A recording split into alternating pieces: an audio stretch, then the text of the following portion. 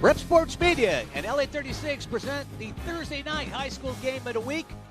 We're here at Northrop Field on the campus of Tustin High School. Hi, everybody. Richard Straylaw, Bob Gibson. Happy you joined us tonight. Bob, we are in for another treat. We thought the Yorba Orange game was good. This one has all the markings, all the trappings of being just as good. Yeah, it's going to be a great matchup. We got 4-0 Ayala versus 3-1 Tustin. Both these schools have signature wins on their schedule. Well, you know, and let's look at the schedules. You know, Tustin may be 3-1, but the one-loss records of the teams they played so far, 9-4. Right. And we look at Ayala; their teams are 4-11. You know, you have to look at the scheduling and how good teams are to really gauge it.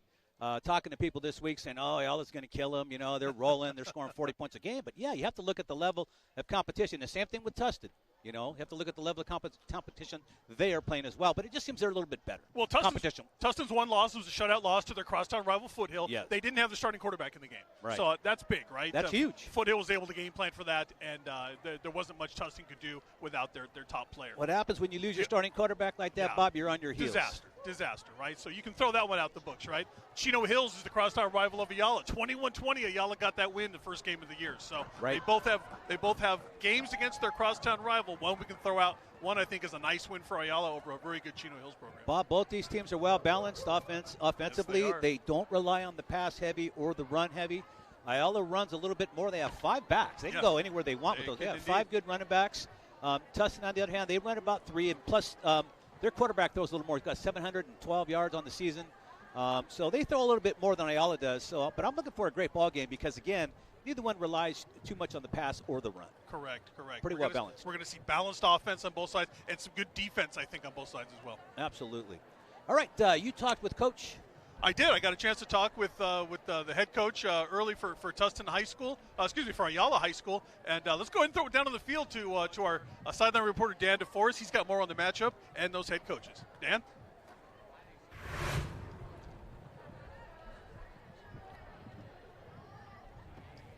Well, hey, Dan, how you doing?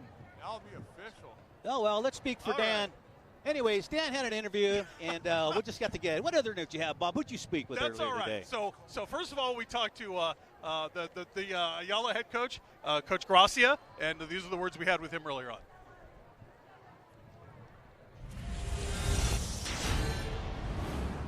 Hi, Coach. What are some of the keys to tonight's game? You know, from a defensive standpoint, we're going to have to control their passing game. You know, their quarterback can get outside the pocket. Number 7 is a great athlete, and, you know, we're going to have to play physical with their big old line. So it's going to be a tough task for us. What are some of the key players we should look for on offense and defense? On offense, you know, we have our sophomore starting quarterback, Brian Wilson, number 3.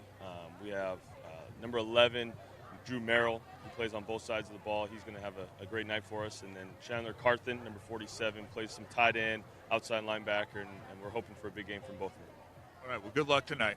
Thank you, Coach.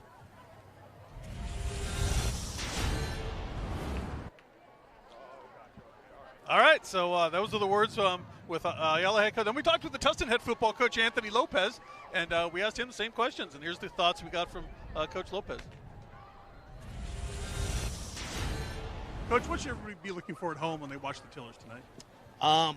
Stout defense. We're looking to tackle well, rally to the ball, and as well as our pass game has been really good the past few weeks, so we're hoping to continue that here tonight. Give us a player or two on offense and then a player or two on defense we should be looking for and that are going to make some plays for you here. On offense, number 2, our quarterback, Toby Schmidt. He's a great player, does really well, especially when he escapes the pocket. And on defense, number 6, Armand Fuller, number 7, Dom Flores. They're going to need to have a big night for us to be successful. All right, good luck, Coach. Thank you very much. All right, Bob, I guess I can't get it to yourself, so here we go. Anyways, I believe we have Dan now prepared and ready down on the sideline. Dan, how you doing tonight? Hey, I'm doing great. Really excited about this game. It looks like we have a couple big offense and defensive lines on both sides of the ball, so it looks like it's going to be a real battle tonight. As you would expect, Tustin and Ayala. Tustin, you know, there was a time when Tustin, that's all they used to do was run the ball. Oh, back in the Myron Miller days here, when Myron Miller was the head coach, right? That double wing offense, all they did was run the ball. They had the great running backs, Deshaun Foster, Anthony Wilkerson, just to name a couple, right? He had just great backs after great backs come through here. Did. Those great offensive lines, those great defenses. Tustin won CIF titles here. They were always in the mix, one of the top teams in the county. So Tustin has a great long legacy here. They want to keep that going here, and they've been doing a good job so far this year. Well, we're just looking for some great stuff tonight. Absolutely. This ought to be a great battle. Probably go down to the last play, just like a couple of weeks back. Oh, we get another good one like that? All right. We're good to go. Dan, we're going to take off. We'll talk to you at halftime, or if you have something during the game, please bring it to our attention. All right.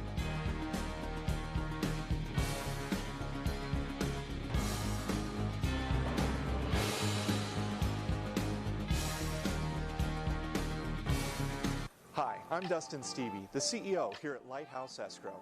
We provide white glove escrow services to people buying, selling, or refinancing their home in California. We're proud to sponsor the incredible work of Prep Sports Media. That press box, you never seen it's like a cracker box, and you're right, it is a box. That press box is the smallest anywhere. None. The press box here at Tustin High School, but the field is gorgeous. They redid this field a couple years back, and it is gorgeous. The stands, brand new field, concession stands. Northrop Field has been redone. It is beautiful. I'll say. All right. Ayala is going to kick off. We have Armand Fuller and Dominic Flores deep for Tustin. And we see teeing it up now for Ayala. Kicking off is Nick Lane. And we are underway here from Tustin High School. Ball goes short. Picked up by Flores. And Flores just needs to hang on to the ball as he gets to the 30, Bob. Those are always tough ones when they come short like that. You're not expecting it. And sometimes you just get a little crazy. Well, it kind of bounced through the hands of the up back, and then Flores took it right. He brought it back, and he got just short of that 30-yard line. So you're right. You just hold on to the football, right? That's all coaches want to see on those kick returns. Just don't give it away. All right, Tustin. We'll have Toby Schmidt as the quarterback under center. Of course, Fuller and Flores in the ball game, wide outs. And we'll see what they do on first down. First and 10 from about the 29-yard line. Schmidt looks to throw on first down and is tipped away. Intended in the backfield. And you have to watch that, Bob, because that could have easily been, wasn't a forward pass. Right. Well, behind the line of scrimmage, and it would have been a live ball. I'll tell you, number 19, Enrique Ibanez, the outside linebacker, he was standing right where that pass was thrown. And, boy, if he could have gotten his hands up and picked that off, that would have been the quickest pick six we've ever seen. Yeah, we were checking out the same thing at the same time, trying to convey it. Schmidt again under center. Looks to throw. Has it out in the flat, sort of up. And who got it that time? Let's see who gets up. That's number 7. I believe that's Flores. So Dominic Flores with the reception moves the ball about 4 yards to bring up third down and 6, Bob. Flores averaging about 14 yards per catch. They got a lot of these kids, their pass receivers have big yards per catch numbers out there. So they like to get the ball downfield, get it in open space, and let these kids make plays while they're in the open field. Third down, obvious pass situation here, Bob. Schmidt looks, throws, has a man open, but incomplete. Just thrown a little bit too far. Intended receiver was Armand Fuller. And incomplete pass will bring a fourth down. Tustin will have to punt it away. They don't have to, Bob, but it's a good idea, don't you think?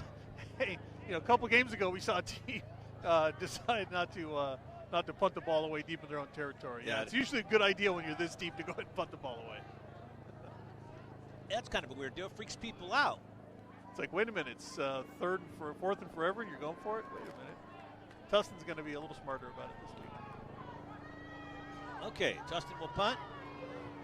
Frankie Sudo is all by himself.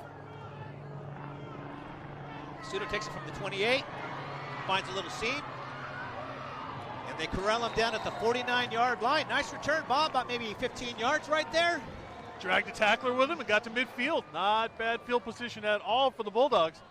Got the fans excited. First and down in midfield now for Ayala. This is their opening possession.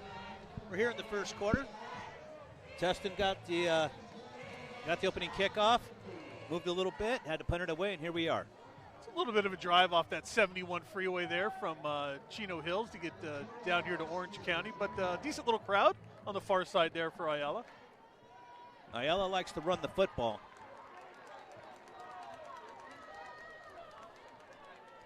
And we'll see if they continue. Got Brian Wilson in the backfield, along with Eddie Huerta. Or check that. That's CJ Cento.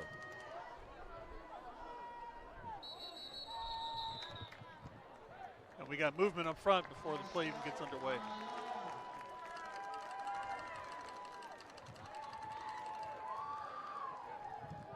So Ayala had a procedure, move it back 5. And they'll move it again. Greg Losi, Chris Salio, James Salio. A little family affair going on here. Ted Havorka those and John Batarze. Those guys hate each other. They're only doing it for the money. That's our game officials here tonight. These officials are great guys, man. So you got Brian Wilson at quarterback. Again, you have Centeno in the backfield. And what do we have again? Another movement and 5 more. That's not good, Bob. So before we have any forward progress from Ayala, we have 2 negative penalties. We've already marched back 10 yards. They got to get that cleaned up here.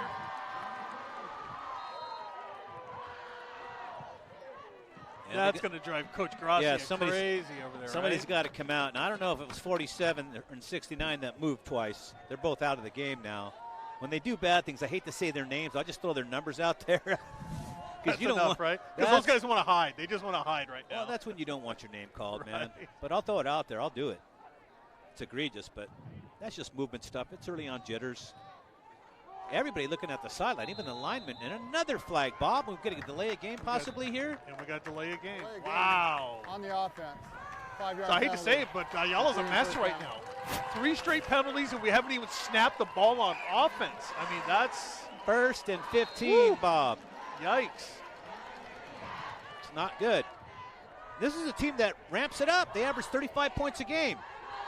35, that's a lot of points in high school. Well, you're not kidding. Play action. Pass goes out into the flat. They finally get a play that goes forward. And it'll be a very short gain. Pass was complete. Out in the flat there, Bob, and we'll get a number for you. I can tell you Steven Lopez and Dominic Flores teamed up to make the tackle out there. Yeah, that was Dominic Alloway, by the way, out there. He got swallowed up real quick on the ground. 10 guys around him. It's hard to see. But I love the numbers, man. You can read these things great tonight. Yeah, anytime you get those white jerseys, it's so much easier to see the numbers. I'm not going to go there. All right, so they're showing pass right now. They've got trips to the right, to the near sideline, 3 wide receivers, 1 back. And they go to Cento. 42, and he crosses over to the right side. He gets out to the 45, Bob. He picks up 10 yards. It's going to be 3rd down and 15. Boy, he got a nice block from his wide receiver, Dominic Alloway, right in the middle of the field. Alloway just held up one of those linebackers and probably got about 6 or 7 extra yards because of that great block out in the open field.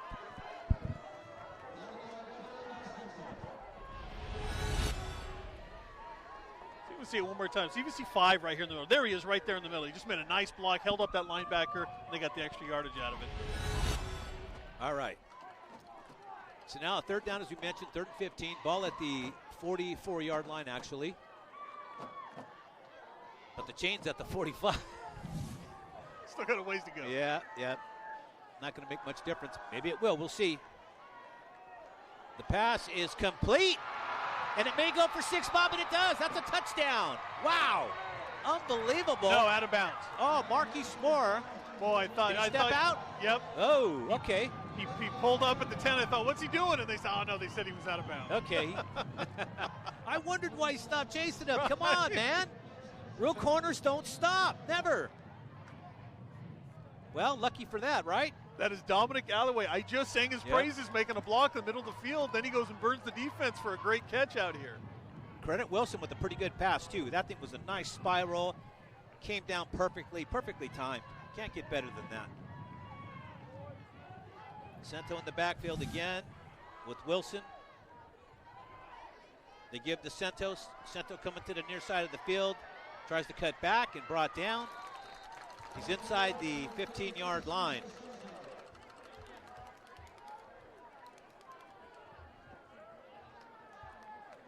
Looked like Flores in on the stop on that one of the first players there. Here's the long pass again, Bob. Let's take a look at this. Yeah, let's see how do you get so wide open out here? But just a beautiful pass, man. You don't see it that good. Look at the perfect lead. Over the shoulder on the sideline where you want it to be. Back to live action. Sento trying to turn it back up to the middle. He's still on his feet. It's a rugby scrum right now. Credit the whole defense from Tustin bringing him down. All but one guy. Only Steven Lopez was not in on that tackle. It's not his fault. He's being held. C.J. Sento, he started this run outside, then he just got one cut back to the middle of the field. There wasn't much room, but he just sort of made room for himself, and the offensive line did the rest for him.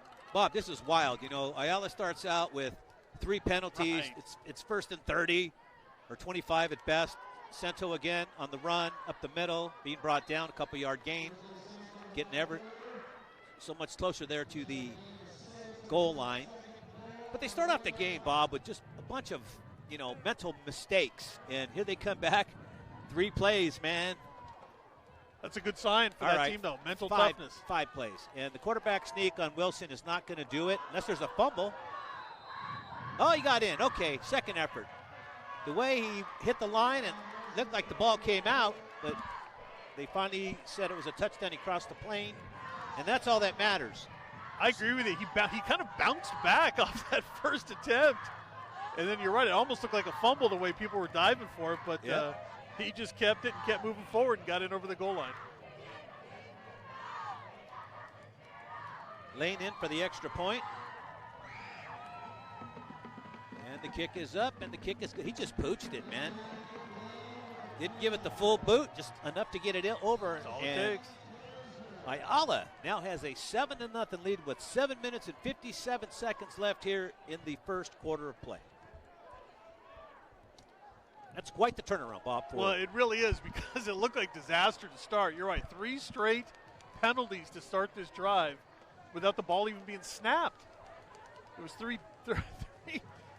2 false starts and a delay of the game. And just like that. Let's take a look at the touchdown one more time. Like one of John Conte's teams, these kids. See, look at that bounce. Yeah, looked like a fumble, and everybody's diving for it. He's already in the end zone. So I'm not quite sure who got the touchdown. We'll have to see who gets credit for the touchdown. Maybe the man on the moon. Lane to tee it up. Flores and Fuller are deep, and they pooch it. It's going to go short again. Going to let it bounce. And they may regret it. That was a nice return right there, if you think about it, because it was so short. It's across the 40. And on the return was number 10, Mauricio Parada. And Parada gets not a bad return. He gets it out to the 41. He wasn't expecting that. I'll tell you, we've seen some in our game of the week, man. We've seen some strange kickoffs, right? Pooch kicks, little kicks down the middle, those little pop-ups. Everybody's doing something strange on kickoffs this year. All right, Tustin with the football. They're at their own 41. They're down 7-0.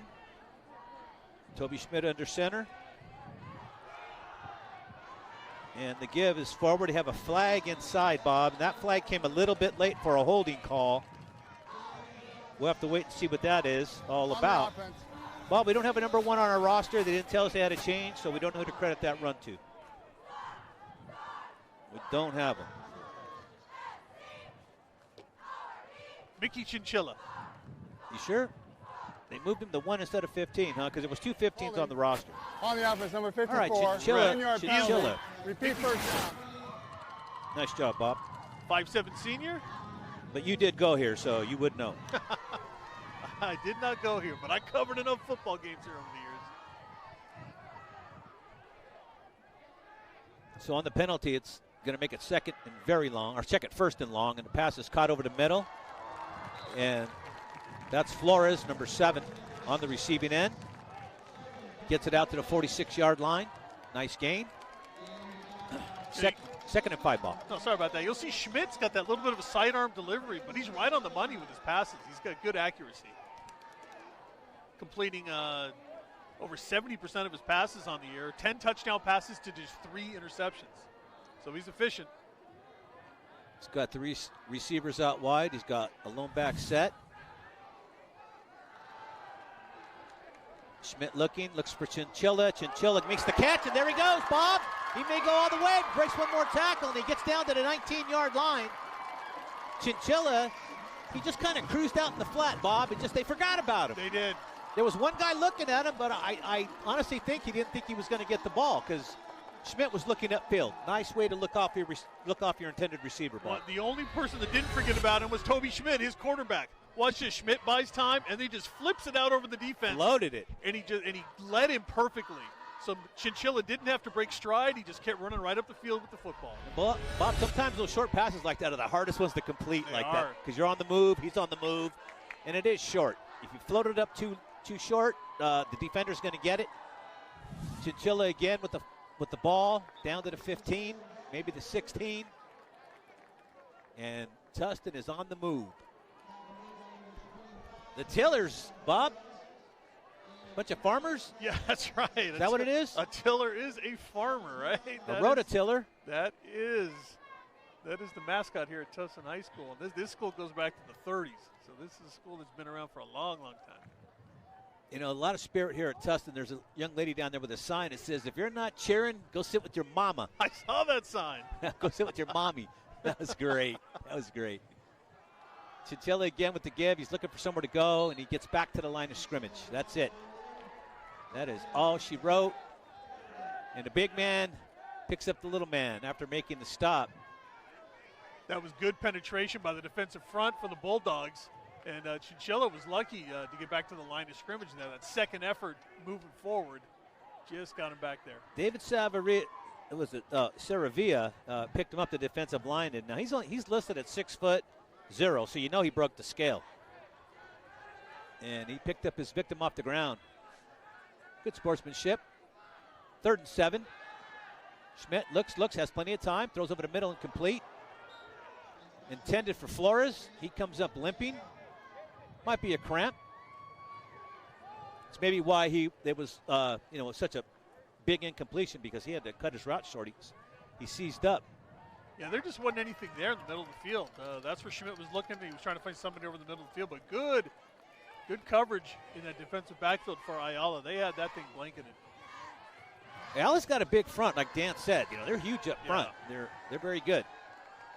Going for it on 4th down. You have to. 4th and 7. Schmidt looking, has this man, and it's just underthrown. And it looked like the wide receiver also pulled up. I don't know if you saw it was short and said, okay. Talking about Fuller. But either way, turnover on downs. The ball will go to Ayala, 1st and 10. They're deep in their own end, though, so that was a good bet at their own 20. I'll tell you, Armand Fuller had a step on the defender, and if Schmidt just gets up behind that pass, he might have been able to zip it in there, but the pass just came up a little bit short. Fuller not able to make a play on it. Way to be a Saturday morning quarterback, Bob. Right? Easy to do when you're sitting up here. Heck yeah.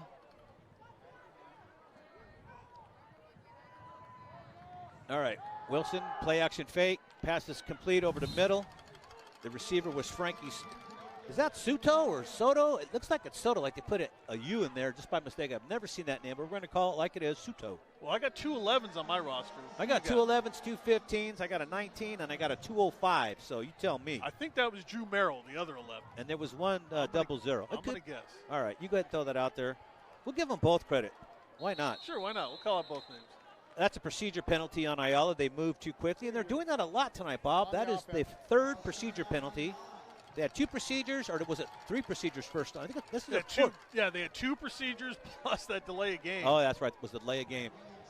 So this is their 3rd procedure penalty. We're in the 1st quarter, but they're up 7-0. Can't do that very often, though. You can't expect to be able to play from second and 9, 3rd and 15. Those kind of situations don't lend themselves. They've spotted the Tustin, and there's another move this time against Ayala. So now there's 30 yards in penalties, and we have 4:26 left in the 1st quarter.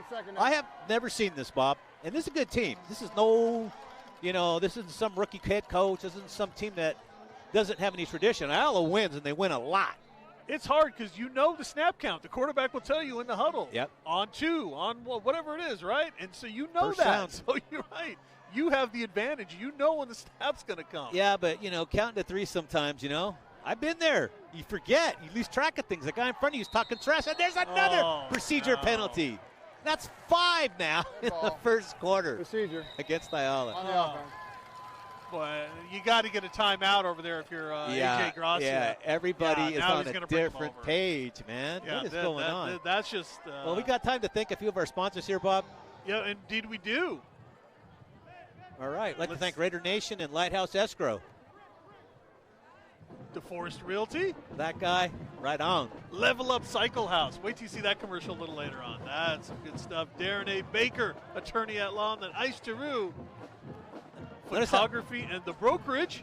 Hey, we got to get equal time on these things. They're doing good works as well. Good works. They are doing good Not works. timing them out good enough.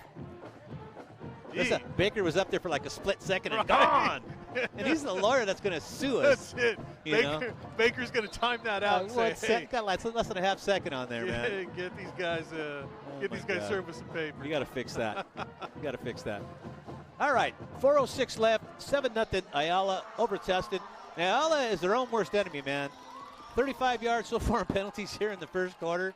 30 of them come via the legal procedure, and got to clean it up. Got to get it. I would just go on the first sound. Just hut. There it is. They did. And the quarterback wasn't ready to throw it into the ground. Incomplete. Wow. Bob, that's what you do. You tell the guys, look, obviously it's too tough for you to listen to the snap count, the first sound.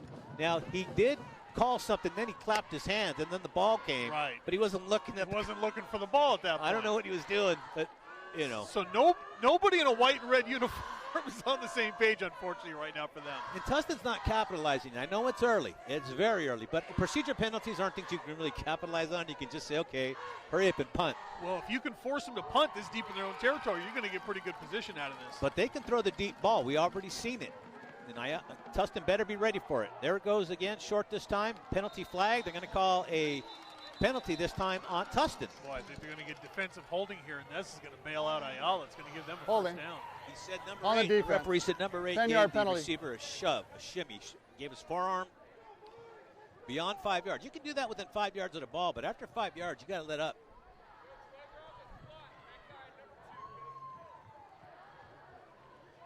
And is that a 10-yard penalty, Bob? Yeah, it is. Yeah, I think I read the referee say spot foul, so. Yeah. So it's not an automatic first down. Nope. So they mark off the yardage, so it's a 3rd and 7? 3rd and 7, Bob. Here we go. Tustin shifting on that defense. Cento with the ball. And he fights. That guy's a fighter, man. It's like a Marlin bringing that dude down, Got to reel him in. Well, you can't. There's certain guys you cannot arm tackle. It's not going to happen. And we got a player down for Ayala in the middle of the field there. One of the linemen. Trying to get a number. 68? I hate to speculate. I want to make sure we get the number right. It can go either way. 68, 69, 70, 75, Hard to see from this angle. He's flat on his back, and that is unfortunate. Very unfortunate. 68 would be Evan Moet, the senior guard. That looks like 68 to me, but I'm with you. We don't want to say too much. I think I saw 68, so let's hope he's all right. Staff out there taking a look at him.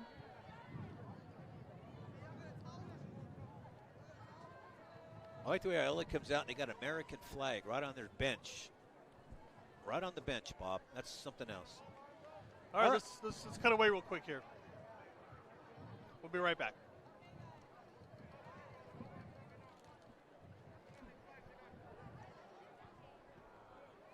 Hi, I'm Dustin Stevie, the CEO here at Lighthouse Escrow. We provide white glove escrow services to people buying, selling, or refinancing their home in California. We're proud to sponsor the incredible work of Prep Sports Media as they bring regional attention to student athletes in Southern California and scholarship opportunities so that those athletes can continue their excellent work into college. On behalf of my entire team, we wish those student athletes playing in tonight's game a wonderful game and great success in the coming academic year.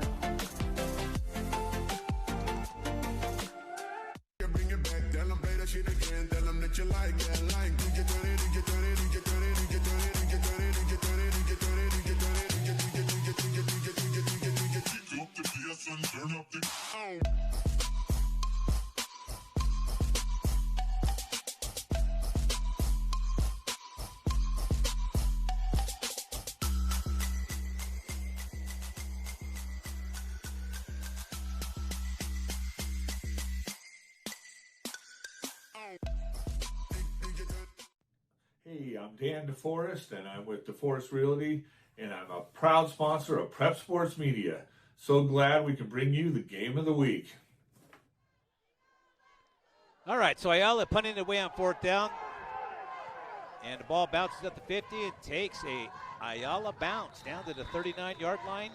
Tustin operate 1st and 10. All things considered, that's a pretty good result for Ayala right there. They get out of jail a little bit back here, and that was the senior guard Evan Moet who came up off the field. So we hope he's going to be okay. They're going to take a look at him, the training staff over there on that Ayala sideline.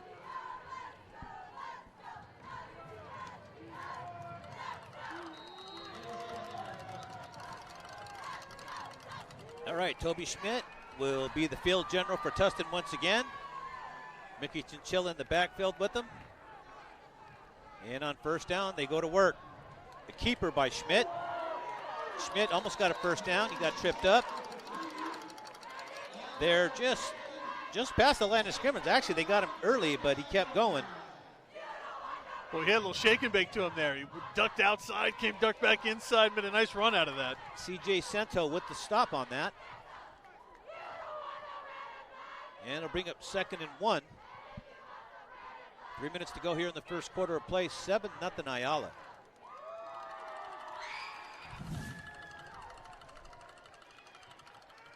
Schmidt gives it Chinchilla. Chinchilla gets the 1st down and then some. 5-yard gain out to the Ayala 44. Or check that, 46-yard line.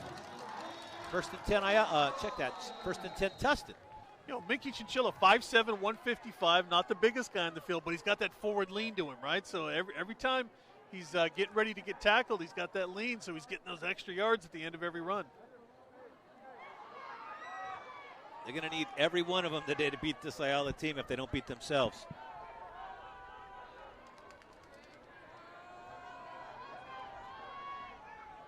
All right, in the eye. Little play action, rolling out. Pass outside, incomplete. Looks like that was intended for Fuller. And it'll come down for 2nd down now. They'll bring it back. Just a little too quick there. You need that extra kind of half second to let Fuller get out of his break.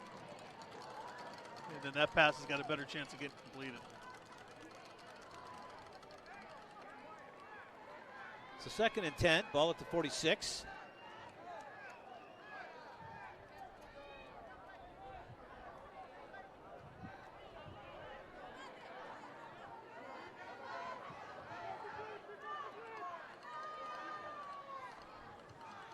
They give again to Chinchilla, and he gets maybe a yard if he's lucky. It depends on the spot on that one. Making a great tackle around the ankles is Chandler Carthan. And it'll bring up 3rd now. 3rd and maybe 9, Bob. 9.5. Depends on the spot here.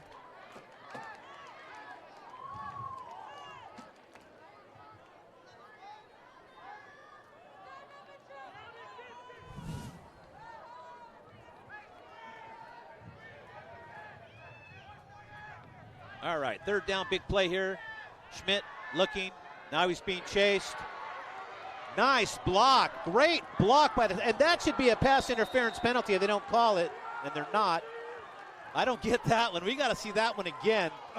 I don't know if they're saying the defender was going up for the ball or what. There was a lot of traffic and the receiver definitely got hit, knocked to the ground, and that's Fuller, by the way, number 6. Well, it was a little bit of a jump ball situation, but I'll tell you what I think happened is the defender got his head on a swivel. He was looking back for the ball. And he got anytime benefit of the doubt. Yep, anytime a defender looks back for the ball, I think they're going to give him, you're right, the benefit of the doubt. There it is again, Bob. Out of the pocket. And he kind of throws a jump ball here. See if you can see the defender.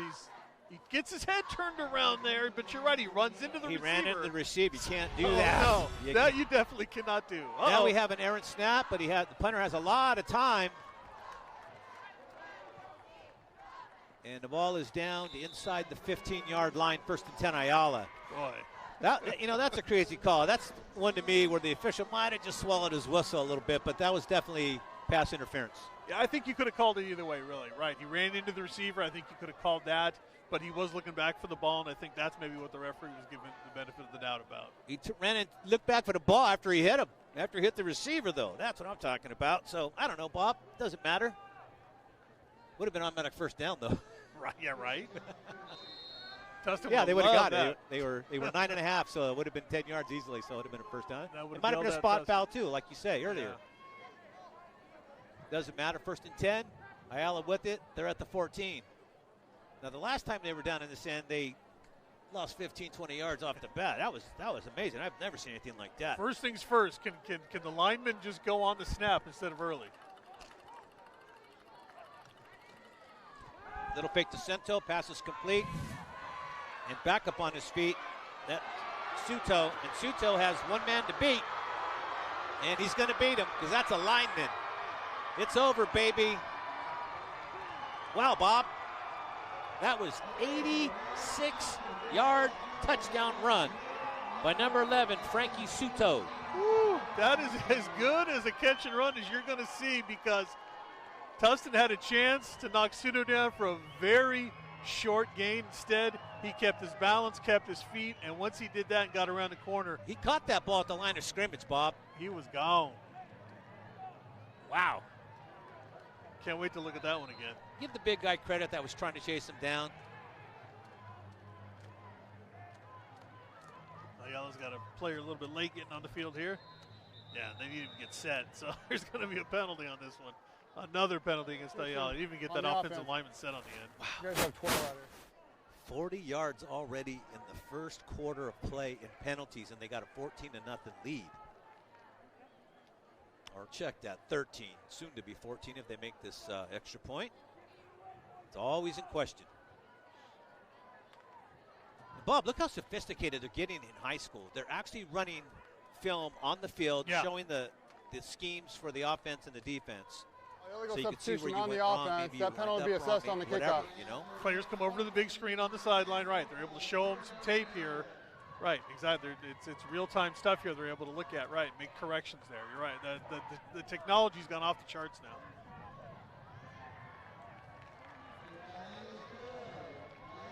Two-touchdown lead for the Bulldogs. Yes, 14-0 with 59 seconds left here in the first quarter. Watch the play here. What? They have a chance here. They knock him, and he kept his balance, that spin move, and once he turned the corner, that was that. So 3 different times Tustin had a chance and couldn't get him down, and that was that. As you mentioned, 86 yards to the house, 14-0 Ayala.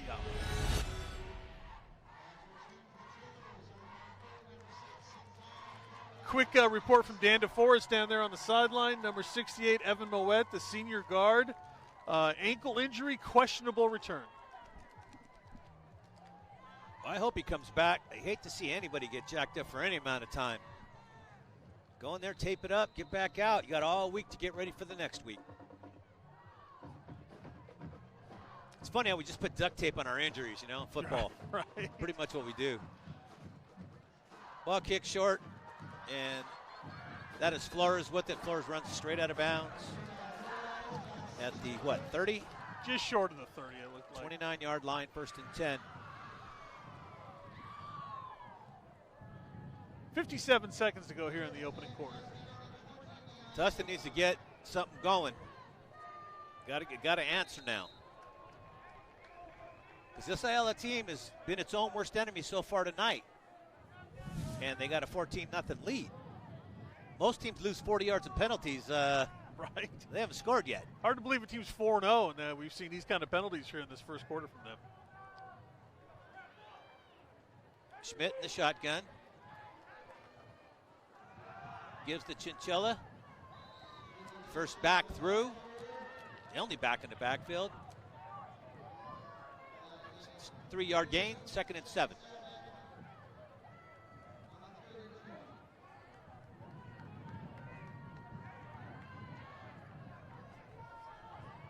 There'll be about one more play, Bob, unless they throw a pass and it's incomplete or somebody runs out of bounds. What if they run one in? Oh, that too. Do we have to go through all the scenarios? Right, every single one of them. You know. Mickey Chinchilla again, running forward. This time he gets a yard. And it'll bring up 3rd down. And this will end the first quarter of play here from Northrop Field. The score is 14-0 Ayala. Take a break.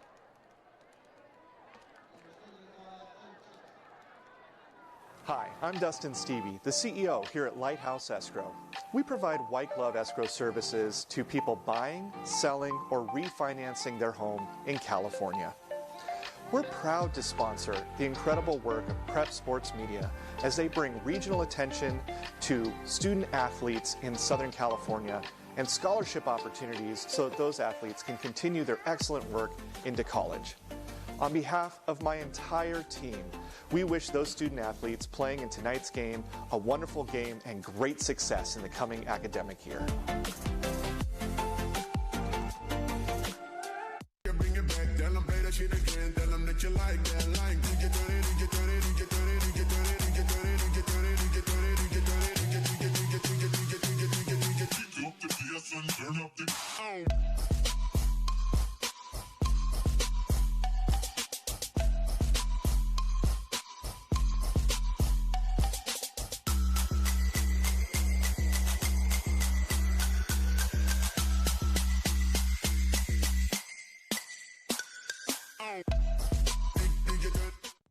Hey, I'm Dan DeForest, and I'm with DeForest Realty, and I'm a proud sponsor of Prep Sports Media.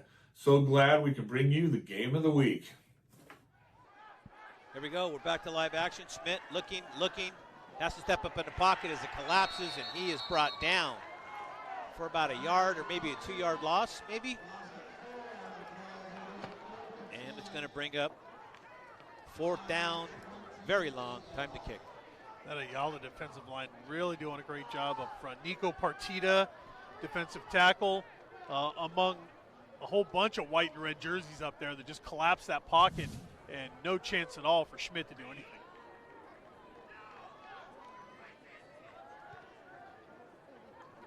Tustin will punt.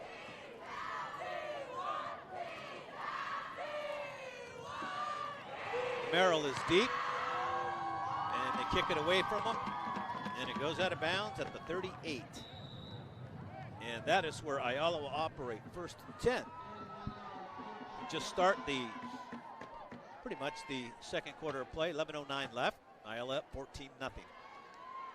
I think for Tustin, they're going to have to get into some more of those design rollouts. They're going to have to get Schmidt on his feet, making some plays out in the open field. I know they want to try to control things with the running game and Mickey Chinchilla, but right now they're just not getting a good enough push up front from their offensive line to get that going. So nothing like getting some rollouts to try to get something going. But Tustin's first things first, they got to play some defense here and get the ball back.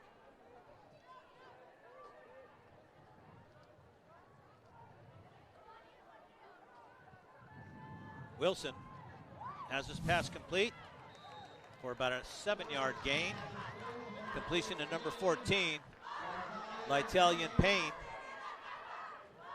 And Payne will bring up reception and bring it 2nd down, 3. 7-yard gain.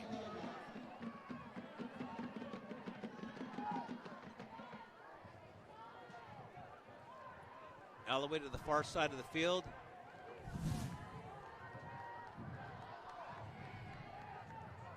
Munoz in the backfield now. Munoz gets the carry. Munoz trying to go up the gut, gets the 1st down. Munoz is a fighter, man. He's throwing arms, elbows, giving people short forearm shrugs, man, going through there. pushing back that defense all on his own there. Yep. And he gets the first down out to the 47-yard line. And first and 10 for Ayala. As they move the ball here early in the second quarter, they're up 14-0. Munoz averaging almost 10 yards a carry on the season. So you know when he gets in that open field, right, he's making things happen. Well, it's the old thing, be ready. You know, you never know when it's going to be your turn. And every time they call his number, apparently he's making it happen. No, not shy at all.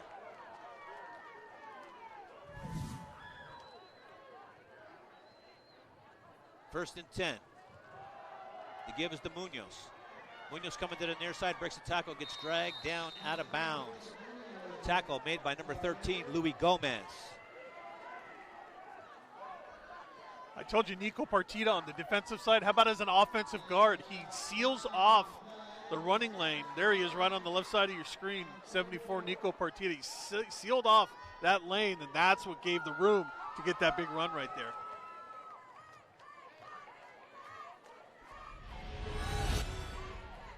Watch this again. Watch 74 right there. See that seal off? 44 also right there as well. So they seal off that whole lane. Back to live action. Munoz again with the ball. Trying to pop to the outside, looking for somewhere to go. And this time he's brought down after about a 2-yard gain. Not bad. And again, you got Gomez. Gomez is in there on the stop along with Lopez. Better pursuit that time by the Tiller defense.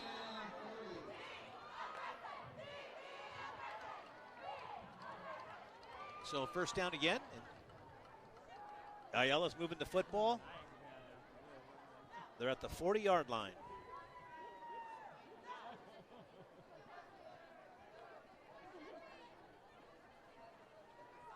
Getting the plays called in from the sideline. Everybody's looking. Oh, they want to see what's getting called, man. Just what's the snap count? That's all they need to know now. Santo into the game now at the running back position. He's in as a blocking back right now. There's a nice throw. Pass is caught, and touchdown, Ayala. That's a touchdown to Dominic Alloway from Brian Wilson. And he connects on a 40-yard touchdown pass. Wow, Alloway's having a night so far in this first half. That long catch earlier on in the first quarter that almost went for a touchdown. This time, Alloway gets that step behind the defense, and he is in the end zone on this one.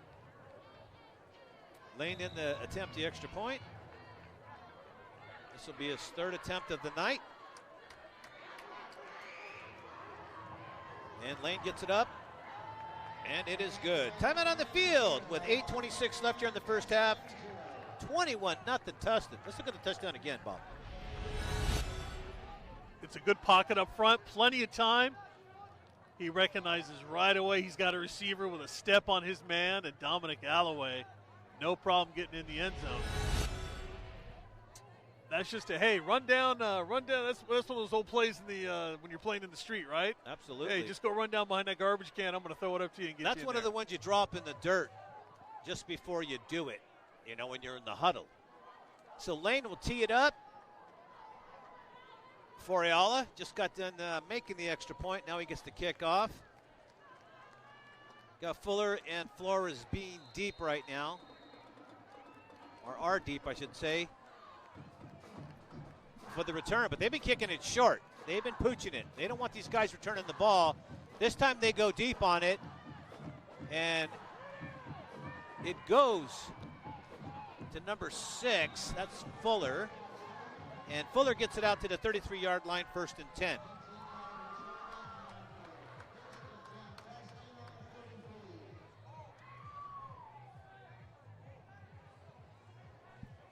So Tustin going to try to get something going here. They have to get a score before halftime. They have to cut down this lead. Right now, Ayala's just having their way up front. Doesn't matter what mistakes they make, they come right back. They're very skilled, this Ayala football team. Now we have the offset eye. Chinchilla with the ball, and he got a yard on the play. Quick stop. Boy, again, I know they want to establish the run here, and Chilla's a great playmaker. But I just wonder if you don't want to try something, especially, you know, 8 minutes here. You're down 21-0 right before halftime. you got to get something going here. You got to try to make a play and try to get this Ayala defense back on its toes a little bit, maybe. Back on its heels, excuse me. They're on their toes. They're ready to come at him. You want to get them back on their heels. They're leaning forward. Well, big possible pass play here. You got 3 receivers to the far side, 1 to the near side, and Chinchilla in the backfield. On the run, Schmidt. Schmidt breaks a tackle, breaks another one, but they get him. They bring him down, sacked. They just corralled him finally. Number 74 on the stop, Jaden Colvin. Colvin had him wrapped up first. A lot of people dancing around there like they made Colvin was the guy that made that happen. Boy, again, if you're not giving your quarterback much time to make a play here, and there you see, boy, just collapses. He did good dancing. 42's there, Cento. He's been running the football, but how about on the defensive side, right? He's going to come make a play on defense as well. Give Joe Rodriguez a little love there, too, in there on the stop. So now it's another long 3rd down here for the Tillers. Yeah, they're only going 3 down linemen for Ayala, so they're going to be watching the pass. Here we go again. A lot of time back there. Schmidt brings it out, and he gets back to the original line of scrimmage, maybe a yard gain above the line of scrimmage. Remember, the line of scrimmage actually was back at the 24, maybe the 25. It's 4th down and 10, either way you look at it.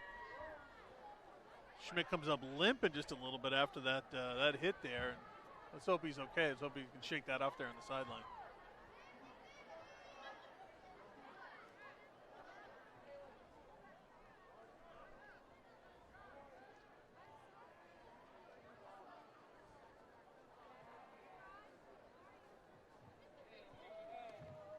And the punt off. Nice one. Booming kick over the head of the intended return man, Merrill. And Merrill picks it up, decides he's going to run it. A lot of times the guys will run away from that ball, but Merrill picked it up and returned it about 15 yards, and he gets out to the 30-yard line. 1st and 10 for Ayala. 5:51 here in the first half. And Ayala is just having their way today. If you're not cheering, go sit with your mommy. I love that sign. I wish we could shoot that so people could see it at home. This young lady spent a lot of time making that sign, boy. She's trying to get her team fired up. All right, Wilson in the backfield. And they're starting to change, giving us different looks in the backfield. Little play action fake ball is tipped. Ball is caught. So in the backfield right now for Ayala, Bob, was Eddie Huerta. He was the back.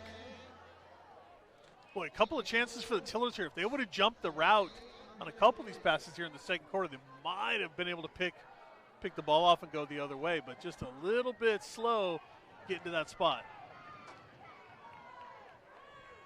Let's see if they can get a read on that here, because that ball's coming out a little slower here from Wilson.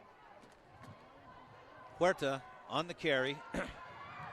Huerta brought down as he crosses the 40 down to about the 45.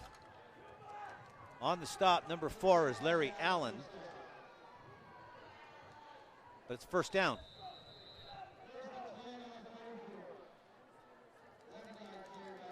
With 5 minutes left here until halftime, boy, Ayala could really do some damage here if they can get some more points before this half.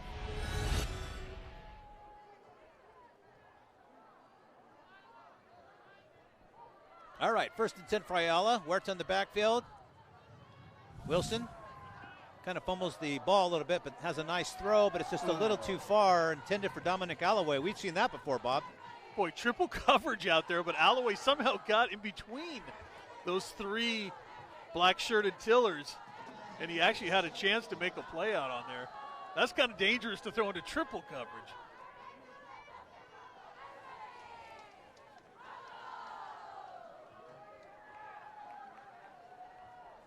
What a first half for this wide receiver, though, Dominic Alloway. Something else. Came in with 9 catches on the season for 95 yards on a touchdown. He's blown way past those numbers here tonight. Here we go, Huerta again. 2 hands on the ball as he got through the traffic, and he's still on his feet. They're slapping at the ball, and he continues to run. I understand wanting to punch the ball up, making a big play, but at the expense of bringing him down, no. Bring him down. Yeah, you got to make a tackle, right? Yeah. trying to force something, trying to make a turnover. I get it, right? You're down 21-0. You want to try to get the ball back and get some points on the scoreboard. Meantime, another big run for the Bulldogs. Yeah. They're going to go into hurry up here. Wilson again gives to Huerta. Huerta up the middle. He got tripped up, but he got back. He didn't fall down, and they bring him down finally. Boy, this kid is a load, isn't he? He's tough to bring down. Yeah, they're not getting him on the initial tackle. They're not wrapping. They're not trying to grab a leg or something. They're just grabbing air. Huerta averages 8 yards a carry coming into the game here tonight. Look at this on this play. He gets tripped up. I thought he was going down. Little stiff arm. They try to pull him down there again, and finally they grab him, pull him down. That's twice Tustin thought they had him wrapped up, and were not able to get him down. Now there's a timeout called. I believe it's Tustin that might have called timeout on this. I cannot believe Ayala would call timeout in this situation. All right, I want to thank our sponsors once again that help us put on this Thursday night game of the week. Lighthouse Escrow, of course. Tustin Stevie and his great team over there. DeForest Realty. Level Up Cycle House. That's my favorite commercial we have. Darren A. Baker, attorney at law. There you go. Hold on there. We hold on that a little more. Nice to a photographic love story. I love that little tag there. At the bottom they have. The brokerage and doing good works. Yeah, that Level Up side. I love the music, man. That music just pumps throughout that commercial. Always gets me pumped up. It does. You know, some of those places, that's what you got to do to work out, man. You got to get out of your mind and start going. So let the music take over and just go with it. Let the music take me. Yeah. All right, here we go. It's 1st and goal at the 9. Huerta again. Or check that. We got a new back in there, Bob. Is that Cento? It is. Cento back in, yep. All right, Cento's back in the ball. I don't know. Huerta was moving the ball just great. Right? They get Cento back in. That's all right, man. Coach knows something. He's up right now, 21-0. He hasn't lost this year. I told you, Ayala wins a lot, guy. They just do. They tear it up. They've got 2 more non-league games. They only have a 4-team league, so 2 more non-league games for Ayala before they get into league. And they've played a pretty good schedule to this point. They are one of the top teams in Southern California, no doubt about it. They're going to look inside. Nothing there. That was a late flag to me. Well, I don't know about that one. Yeah, that's a little weird, but they're going to call it. They're going to call it. Clock stops. 3:20 left, and all they can do is put the ball on the goal line now. Even if it's half the distance, on the goal line. Look at the receiver established position, but I thought the defender had a pretty good. Yeah, I don't know what that is. I don't know what's that the call is. I think the official was behind it and probably thought he grabbed him in front, which he didn't, as you could see. But it is what it is. These things even out. Remember, who's got 40 yards of penalties in the first quarter? I mean, come on, man. Right. If you looked at the penalty yardage, right, you'd think Tustin was up 21-0. Yeah, they go half the distance to the goal. They're inside the 5 now. 2nd and goal. Cento with it, breaking to the outside, and he's down. No, he did not get it. And that's dangerous. Now, did you see what he did? How when he kind of lunged for the end zone. Now, he's totally prone. He has nothing supporting his weight. Right. And nothing but bad things can happen when you're in the air floating like that. You got to keep something on the ground, something to anchor your body. He made that big leap at the end. Yeah, I'm glad he didn't get hit. Came down short and they touched him, and that was it. But that's just not good. I know you can't. Sometimes during the game you can't predict your fall or even control it, but that's a dangerous one right there. Cento is going to get this carry, and he does, and he gets in for the touchdown. Ayala goes up 27-0 with 2:36 here left in the first half of play.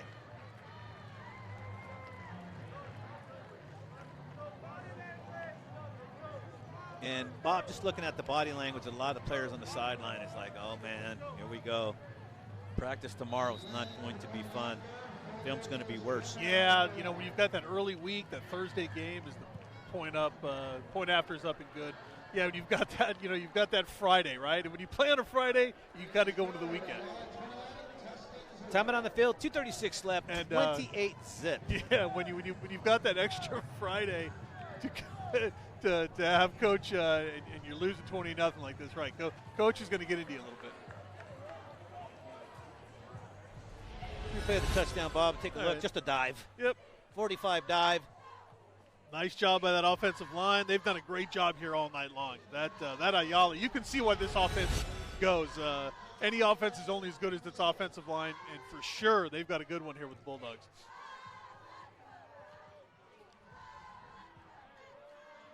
All right, Lane will tee it up once more.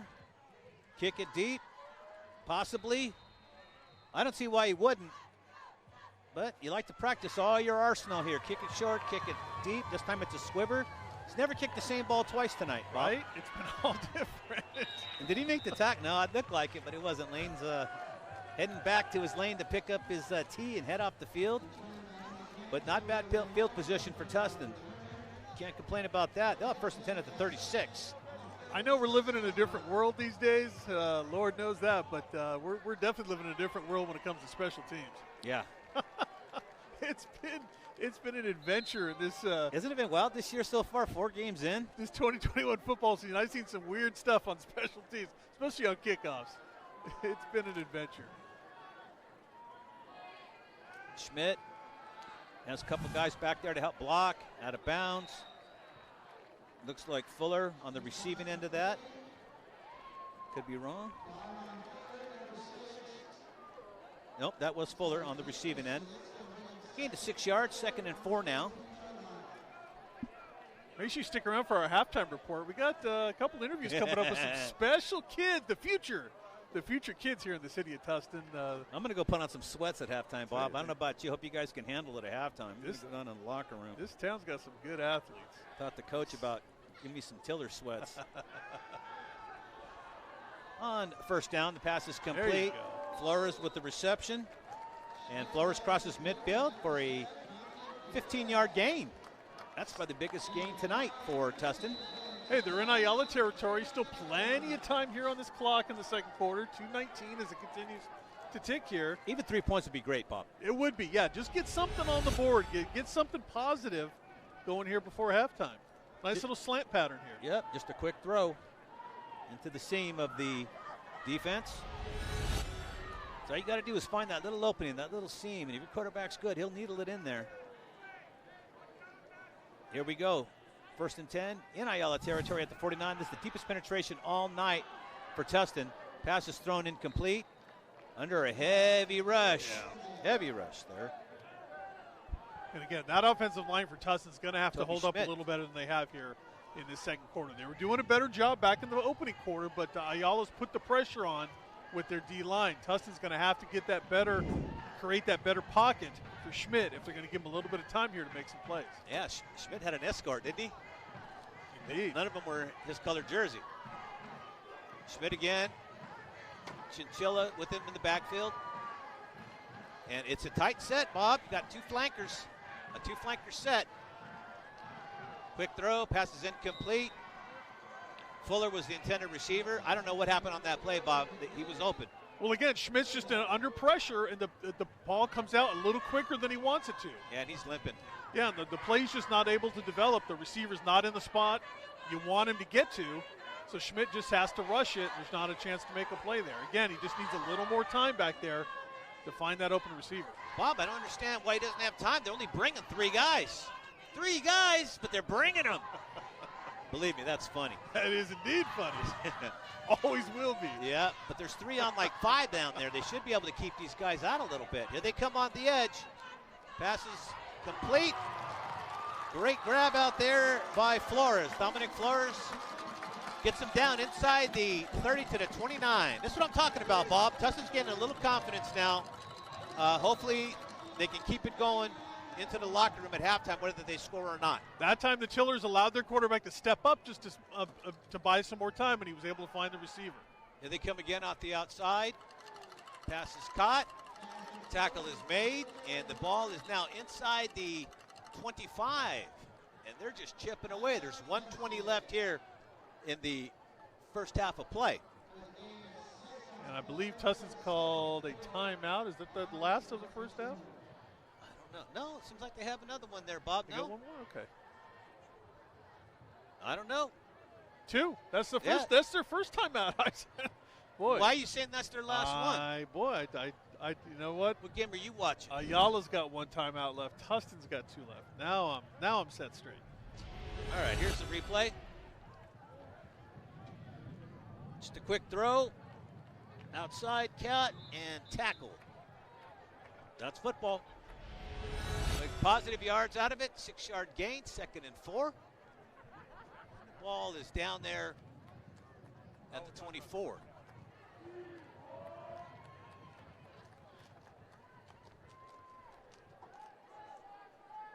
Oh, yes, he does. Indeed he does. He does. They are down there. We just talked to him. All right, here we go. 2nd and 4.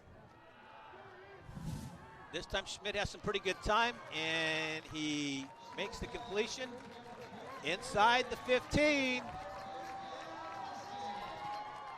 Nice grab. On the receiving end of that one, Mauricio.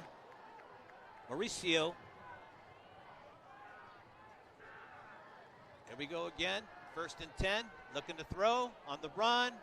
He's going to have to go out of bounds. Senthil came very close to getting flagged there.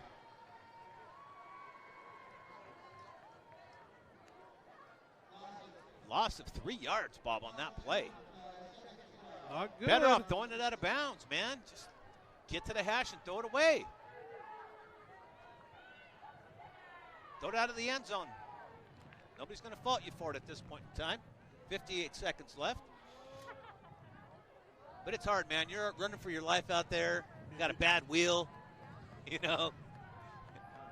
You just got to make the best of it out there, right? Best of it, man. Do what you can. This time there's nobody in the backfield. He's going to have to get rid of this thing quick. There's a missed tackle. He's got a ton of people coming after him. They hit him anyway. Down to the 2-yard line. Pass is caught. That's Mauricio Parada making the reception. Down to the 2-yard line. There's 51 seconds left. They stop the clock for a minute here to spot the ball. They'll get it going, and there's the clock to start running. Plenty of time. Schmidt gave himself that time and then was able to find the open receiver right down at the goal line. There he goes again, rolling out, trying to buy some more time. Better go the opposite way. Nice footwork by Schmidt, and he's in the end zone for a touchdown. Great play by Toby Schmidt, keeping the play alive, throwing caution into the wind. Seen a big grizzly bear there waiting in the end zone, Bob. A couple of them, he didn't care. I'm going in. Boy, bum wheel and all. Toby Schmidt, this is all him on this play. He rolls to the left, running for his life, comes back to the near side of the field, makes a play in the open field, and gets in for the touchdown. That is a huge score for the Tillers right before the end of this first half. Bob Schmidt, that's leadership right there. Somebody has to come in and take control. Somebody has to make the big play, and Schmidt did. I'm not saying he didn't have any help.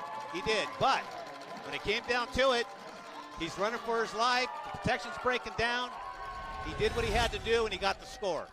Here it goes again, rolling to the far side. Sorry, Bob. It's all white uniforms, right? Yeah, Everybody's get chasing chased. him. He said, the heck with it. That little pump fake bought him just a little extra time, and then he says, I can find the pylon. I'm in. Bob, how many guys would have hesitated not going in when they saw the defender come up? Can we say Cam Newton, Super Bowl? Well, he didn't do it. He's out.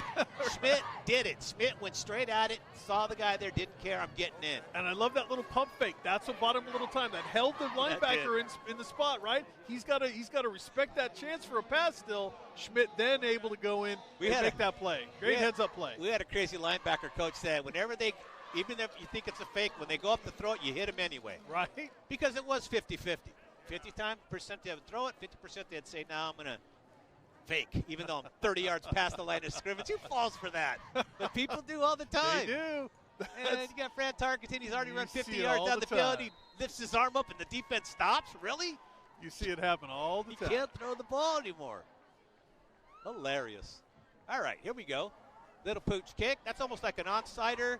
It's caught and downed at the 34-yard line, is it? No, 37-yard line. So 33 seconds left for Ayala. And if I'm Ayala, I'm just handing it off and then going into the locker room, regrouping. I have nothing to worry about, right? No, I'm going to tell you, 33 seconds on the clock and a Bob. timeout in their back pocket. I think there's actually time for Ayala to do something here. Nope. I'm telling you what I would do. All right. I'm going into the locker room satisfied. We got a good lead. We're going to see let's talk about it. Let's see if Coach Grassi agrees with you. Why show them what we might have to do later on if they come back? Why show them what we have? Just give it to Huerta and be done with it. Little play action fake to Huerta. Now they're going to throw deep. Little too far. Incomplete. Clock stops with 27 seconds left. Told you they had some time here. They're thinking put some more points on the board. Well, everybody's thinking that. I would be thinking it too. But realistically, why not just go in the locker room satisfied? Right. But I guess you get to work your big plays here under pressure. Live bait.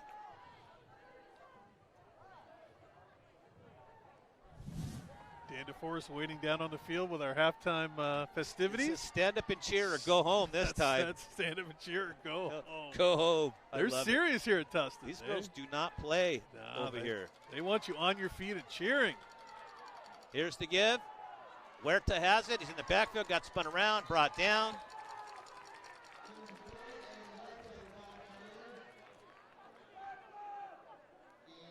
TJ Afamasaga comes up from his outside linebacker spot and trips up the ball carrier, makes a great play there for the Tillers. And that's the end of the half, Bob. That's going to do it for the first half. Run it out. And I told you, why not just take it in? You could have saved yourself all this aggravation. Two guys pulled a groin out there. One guy's got a twisted ankle, They took a shot at it. No, I understand it, Bob. You know what you're getting ready for, the playoffs. That's it. Yeah, you're right. So, all right, get down there with Dan. We're going to take a break right now. We come back up, halftime, here from Tustin High School. Hi, I'm Dustin Stevie, the CEO here at Lighthouse Escrow. We provide white glove escrow services to people buying, selling, or refinancing their home in California. We're proud to sponsor the incredible work of Prep Sports Media as they bring regional attention to student athletes in Southern California and scholarship opportunities so that those athletes can continue their excellent work into college. On behalf of my entire team, we wish those student athletes playing in tonight's game a wonderful game and great success in the coming academic year.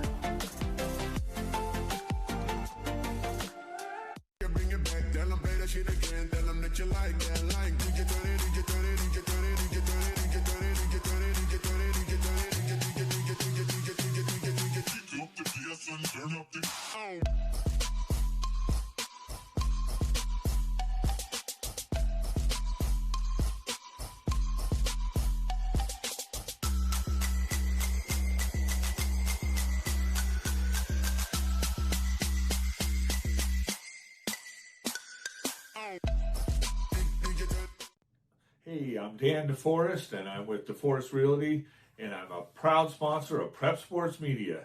So glad we can bring you the game of the week.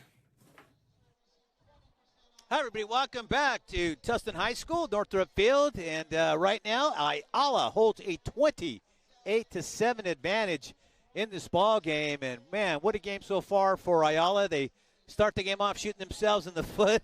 I mean, 30 yards of penalties on that first drive isn't really helping yourself. But they're pretty much in control of this game as of now. But it was very good to see Tustin come back towards the end of the first half and score a touchdown and make the score 28-7. Right now, we're going to go down to the sideline with Bob Gibson and Dan DeForest. All right, welcome back. Dan DeForest down here on the field. Bob Gibson, 28-7 is our halftime score. Dan, what did you see in that first half? Tustin got a much-needed touchdown there at the end, didn't they? Yeah, they did, and it was great to see him.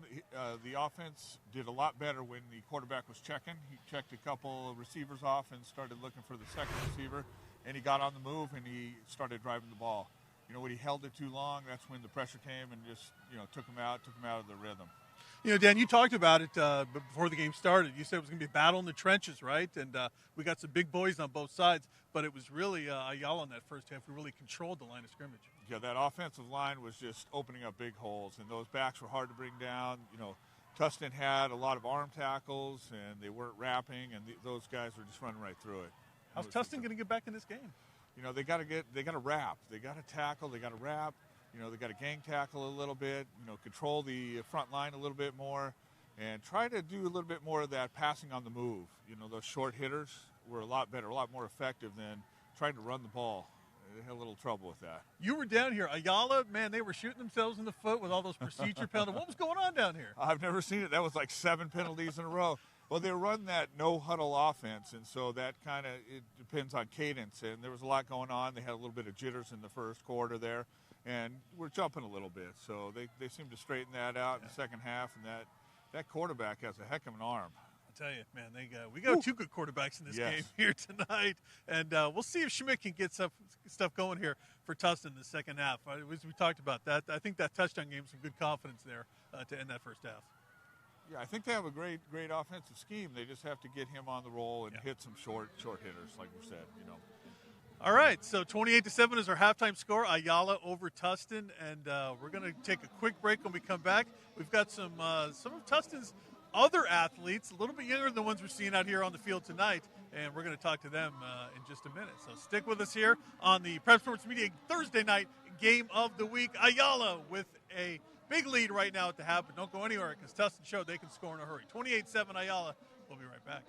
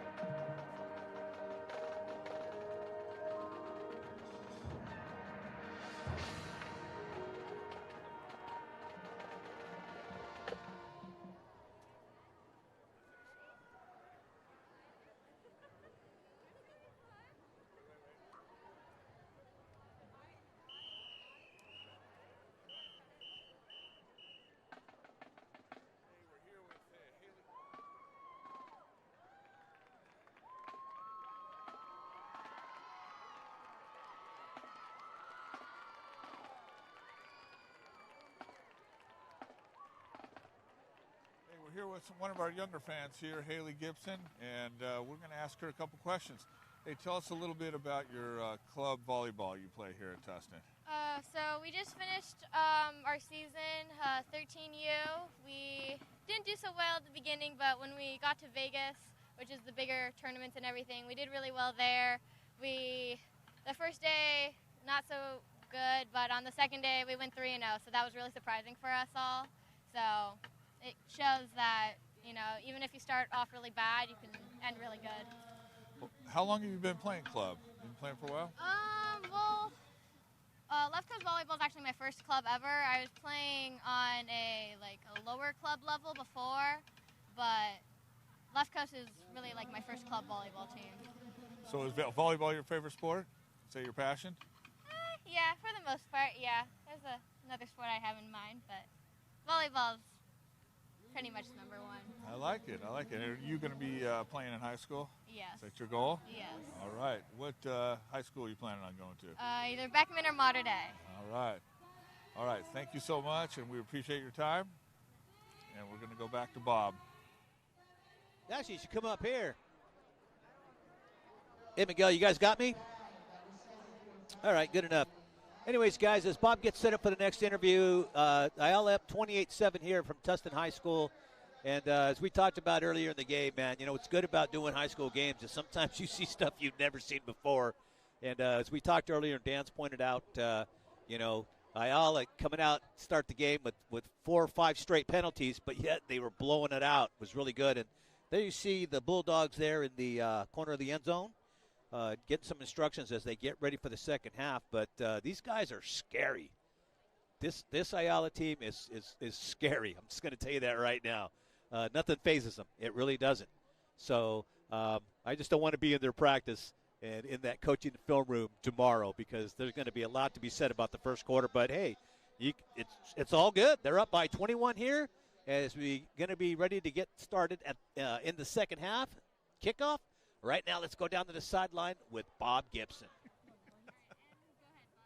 All right, welcome back. Thanks, Rich. We go from volleyball. We go from the volleyball court to the football field. Friday Night Lights. These are some of the future football players that we might see on this field here in the next couple of years. Adam White, Joey Conti, Elijah Bagnall over there on the end. Guys, congratulations on the season you had a year ago. You guys really had a successful year, didn't you? Yeah. How'd it go for you? What was the difference in getting you guys when you were playing so well there that last season? We were just playing as a team, to be honest. Just playing together since we've been around for a while. We've known each other for a while, too. So we had a good bond together. I know team speed is a big thing. Joey and Elijah, you guys account for the team speed. Joey, you're the center, and you get out there and run some pass plays too, don't you? Yeah, I do. I mean, I've been center for the entire time. Elijah's been rusher, so we've been doing our part, you know. And Elijah's the speed guy out there, right? That makes a big difference when you get out there and then get that speed going, right? Yeah. Well, what makes you so fast? You also won the Dino Dash a couple of years ago here in Tustin. I think I've been like running like all my life because like That's right. He doesn't know why he's fast. He's just fast. It doesn't matter why you're fast. You're just fast. Long story short, he's fast. There you go. You heard it right there from Joey. Congratulations, guys. The season started again, right? You guys are going again now? This Friday. This Friday. There you go. It's going to start again. Friday Night Lights. These are the future kids right here who'll be playing on these football fields here in Tustin coming up. 28-7 is our halftime score. Let's throw it back up to Rich, and then I'm going to get back up there, and we're going to get the second half going in just a couple of minutes. Thanks, guys. Right on, Bob. Listen, that dude's quick because, number one, he's small. Probably people trying to get his lunch money from him, so he has to take off, you know. Probably has to run from dogs in the neighborhood. So, yeah, you get fast, just by attrition going through life sometimes. 5 minutes and 47 seconds left here in this halftime. Ayala up 28-7. We've seen some great athleticism on Ayala's part. Once they get the mental side down, they're going to be monsters. They're monsters already, but they're just going to get much better from what we've seen today. Tustin, again, needing a little bit of work tonight. You know, they seem a little tentative. They're having problems stopping that great rush up front for Ayala. They're tough up front. I'm telling you, they're bringing three guys, but they somehow their edge players, which are their two defensive ends, are just quick, put on a lot of pressure on the offensive linemen trying to keep them out, and that's been the real difference. It's been the pressure they've been able to apply with just three down linemen. So it gives your linebackers and your defensive backs, gives them a little, it makes it easier on them because the quarterback can't just sit there and pick you apart. And that's pretty much what happens, when you have a lot of time. As we saw, though, towards the end of the first half, Schmidt just took control, threw the ball, they ran it, and then when it came down to it, a busted play, Schmidt just took it upon himself to get it into the end zone and get that touchdown just before they go into halftime. Now, what does that do? That does a lot sometimes in football when the momentum changes going into the locker room. Number one, the coach isn't quite as mad at you going in, but he's still going to have an attitude, and I don't blame him because they really have to start doing a little bit better job up front if they want to win. Dan, what do you think about that for Tustin? They're going to have to do a little bit better job up front to make things go. Yeah, I think they have to do a couple adjustments. First, they have to do maybe some quarterback draws or some quick hitters, and then have them check a couple receivers, maybe shorten their patterns, go over the middle a little bit. Otherwise, they're pinning their ears back, and they're coming and rushing them too hard. So he has to do some more quick moves here, I think. Dan, I'm shocked that they can do it with three down linemen. I mean, that's some playing up front. I know. They're putting pressure even with the double teams. They're getting through it.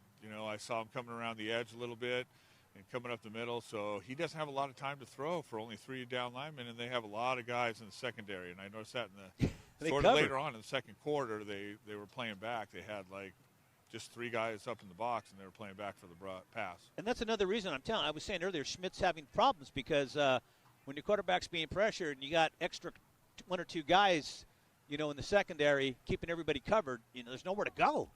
Right. Down. Yeah, he checked down pretty good. He did better when he was checking down. When, he focused in on one receiver, like we saw that a lot in that first quarter. He was just focusing in. He really had a hard time. So when he checked the second one, maybe even try to go to a third one. I know that's hard in high school, but, he really made some progress down the field. They stalled out a little bit in the first quarter. But overall, I think that's the way they have to go. Yes, indeed. Bob, what do you think, man? They're going to have to work on that. Probably have to bring an up back or something. Well, extra blocker. No, you're right. They're going to give Schmidt just a little bit more help in that backfield. Give him a little more time to make some plays. But we saw when he did get that little extra time to make a play back there, he's very capable of doing it. Well, it's going to be interesting to see what happens in the. We come out. Ayala, I believe, is getting the ball, aren't they? They kicked off. Yeah, you're right. They deferred. They're going to take the ball to start the second half here. Dan, I can't stress how important it is for Tustin to pick up where they left off offensively in the first half and get the first score of this second half. I think they're going to really need some of their linebackers to step up, because they're getting into the second layer with their running backs, and they're going to really have to do some gang tackling and keep them up front. The big 7-8 yards on first down is killing them. And, maybe get set. They're getting a little winded because they're doing the no-huddle offense. I think they're showing a little bit of fatigue. So they got to get ready for the second half and really come and bring it. Yep, that's what I expect. All right, Dan.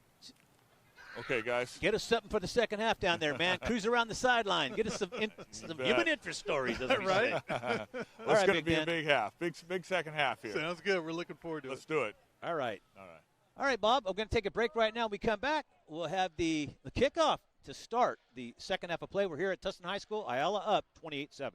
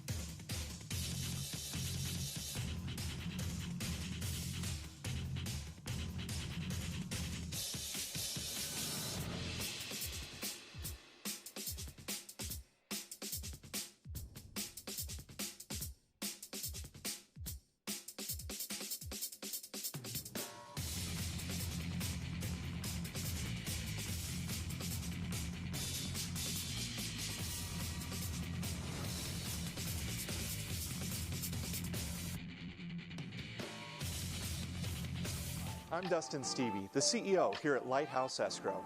We provide white glove escrow services to people buying, selling, or refinancing their home in California. We're proud to sponsor the incredible work of Prep Sports Media as they bring regional attention to student athletes in Southern California and scholarship opportunities so that those athletes can continue their excellent work into college. On behalf of my entire team, we wish those student athletes playing in tonight's game a wonderful game and great success in the coming academic year.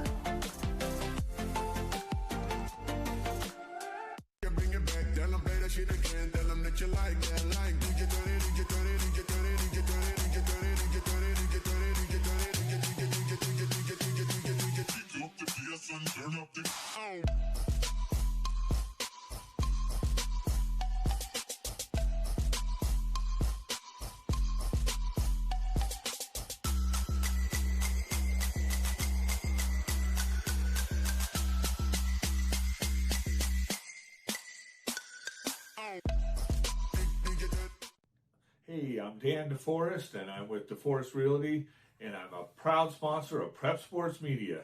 So glad we can bring you the game of the week. All right, thank you, Dan. Big Dan DeForest out there, DeForest Realty and Company. All right, man, here we are getting ready to present the second half of play. Ayala up 28-7 over Tustin. Tillersville did get a lot of traction to end the half on a touchdown. And they did not let Ayala score with 33 seconds left. No, you're right. And Ayala took a chance, right? They took a couple did. shots downfield and couldn't get there. So that's the shot in the arm Tustin needed, right? I mean, they got the touchdown, and feeling better about themselves on offense. Got to stop, feeling better about themselves on defense. So let's see if they can carry that over now. Let's see what the coaching staff was able to get across to this Tiller team. See if they can get back in this game, because you're right. They're going to be on defense to open things up here. They're going to need to make a stop here and get that ball back, because you can't give up any more points if you're Tustin. Bob, what is that noise? Yeah, is that like a tiller firing up or something? One of the rototillers? Maybe that's one of the rototillers, serious, man. right? Hearing that a lot tonight. I don't know if that's the PA or if that's in our headset, but pretty funny. Well, you mentioned the great scenery out here, and it's a beautiful look at everything in the hills. But don't forget back, when this school first opened, man, nothing but farms around here, right? This was all farm territory. So the Tillers, that was the apropos nickname of the day. So I'm being told it's the facility speakers that are bleeding in, and yeah, it's pretty crazy. Does a lot of white noise. The PA guy's got to get it worked out over there. All right, Tustin will tee it off to start the second half. And we'll see how it starts the second half. Maybe they'll go back 4 more penalties in one series. Doubtful, man. Mauricio Parada is the place kicking for the Tustin Tillers.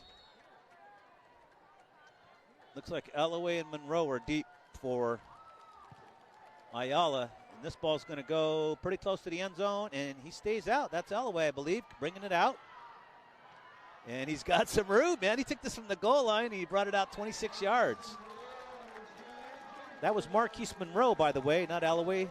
Dominic wasn't the return man. Still pretty good, Bob.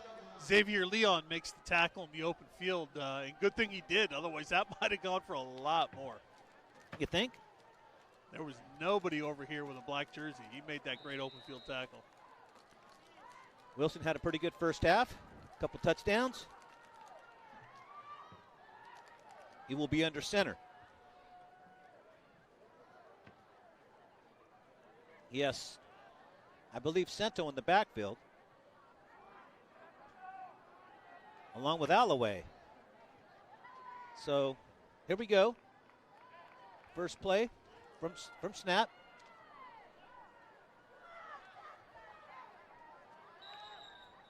Uh-oh. And here we go again. It can't be again. Not again. No, is it a timeout? Yeah, it's a timeout charge to Ayala. What? Yeah, they called timeout. Oh, man. Why would you do that now? They just have Listen, man, they don't want many issues trying to get things going here. We're 7 seconds into the quarter, and they have a 21-point lead. They called timeout. Man. Hey, that's coaching. All right, better get a timeout than a penalty, I guess. I don't know. Those timeouts, man, you hate to spend one this early. Yeah, you do. Ouch. Again, you saw the way they started out. Obviously something was not right, and coach he's not putting up with it. If he has to embarrass you by calling a timeout, he's going to do it. I bet you he won't call another one before the fourth quarter. Here we go, 1st and 10. First time we see this formation. Cento with it. And he goes over right tackle. We have an injured player on the field. That doesn't look good, man. When you're down and you're squirming, man, something hurt. Trying to see get a number for you. That play was starting to the left. All the flow came to the left, and then the run went to the right. So misdirection run. Well, he didn't lose his wind. No, you're right. The young man went down, and he was in pain when he went down. Yeah, normally when something pops, snaps, you go down, and it's painful. So now you got a lot of people out there having a look. And he's up.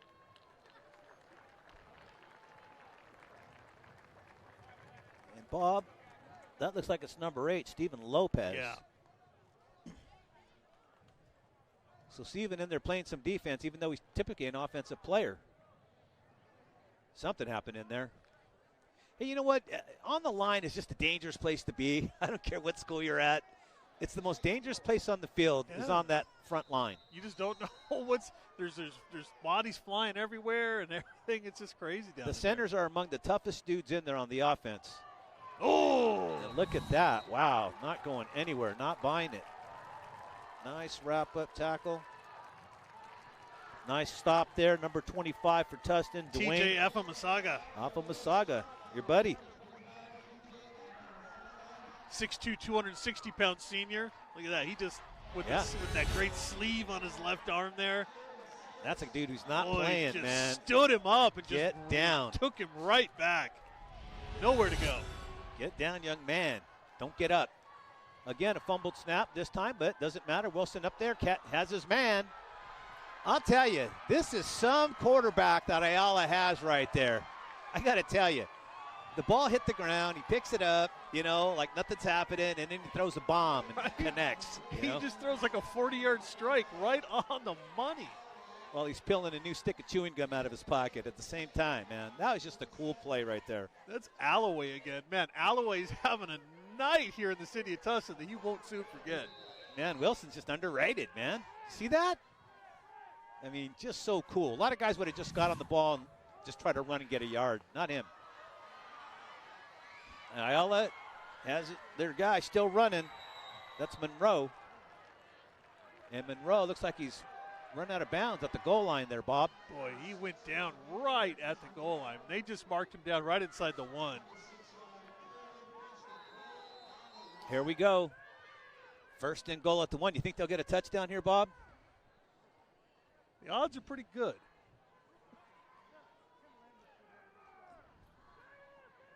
Here we go.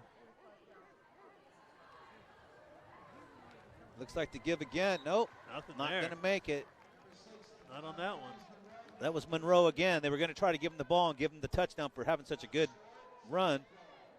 They tried to spread it out down here to the near side of the field, get it all spread, get that defense out, and then they just ran it, just dive right in the middle of the pile. But Tustin doing a much better job in their defensive front of holding up on the line of scrimmage. Second and goal. Here's one more look at that deep pass. Look at Alloway's had a step behind the defense all night. He's having as I said, one heck of a night. Don't forget, that ball originally hit him in the feet, Bob. Right. He picked it up like nothing. Like, oh, here it is. Here's the ball. Alloway's way over 100 yards receiving on the night. That ball must have been real hot for him to toss it like that. And now we got another timeout. No. Ayala. No. Ayala with their second timeout here in the second half. That's confidence, Bob. Wow. That's real confidence right there. When you're up 28-7 and you're trying to go in here for your 5th touchdown, I guess you can get away with some of that stuff. Yep. All right, here we go. One more time. We want to thank all of our sponsors, of course, who have stuck with us all season long. Lighthouse Escrow. Thank you so much. DeForest Realty, Danny D on the spot. Level Up Cycle House. Love that pumping music. Darren A. Baker, attorney at law. That's it. Ash Taru, photography, and the brokerage. The brokerage, baby. Thank you very much to the brokerage. .me. .me. I like that, right? A little different. And Doing Good Works, who I like to call Doing Great Works. All right, Santos in the backfield. How much you want to bet he gets it, Bob? Look at that backfield. They brought in 2 fullbacks, and did they get him? He breaks the tackle, breaks the tackle, breaks the tackle, slips the tackle. They didn't get it. Tustin's got some defensive linemen here. Where were they in the first half? I tell you, they woke them up at halftime. That coaching staff said something because they are holding up the spot here in the second half. Uh-oh. You're taking, 77 in the ball game now. And that means number 25 is coming out, Bob. Third off goal. of Masaga. TJ. This time they sneak it. They have got to have got in on this one, and he did. Touchdown Ayala. They go up 34-7. 8:52 left here in the third quarter of play. That's where you just let your quarterback just take, one tap, on your centers behind, and you just take the ball and go right up the middle. No handing off, no more, nothing cute. That's just quarterback straight ahead into the end zone. So it looks like it's going to be a long night for the Tillers, Bob, but they have yet to have the ball here in the second half. Yeah. So let's see what happens. Lane in to kick. Kick is up and good. Time it on the field. 35-7. Lane has 5 points with that foot, Bob. It's a good night for him as well. It's a good night for everybody on that Ayala sideline. You can see why they're 4-0 coming in. I mean, this is a good football team, right? They do really good things on both sides of the football. They've got an offense. They've got a great quarterback. They've got the receiver who stretches the field. They've got, 3 or 4 running backs you've seen here tonight. They can run with the football, and that defensive line is really good. What about that, dude? What's his number? Drew Merrill? No. So which one? Sorry. That I don't know.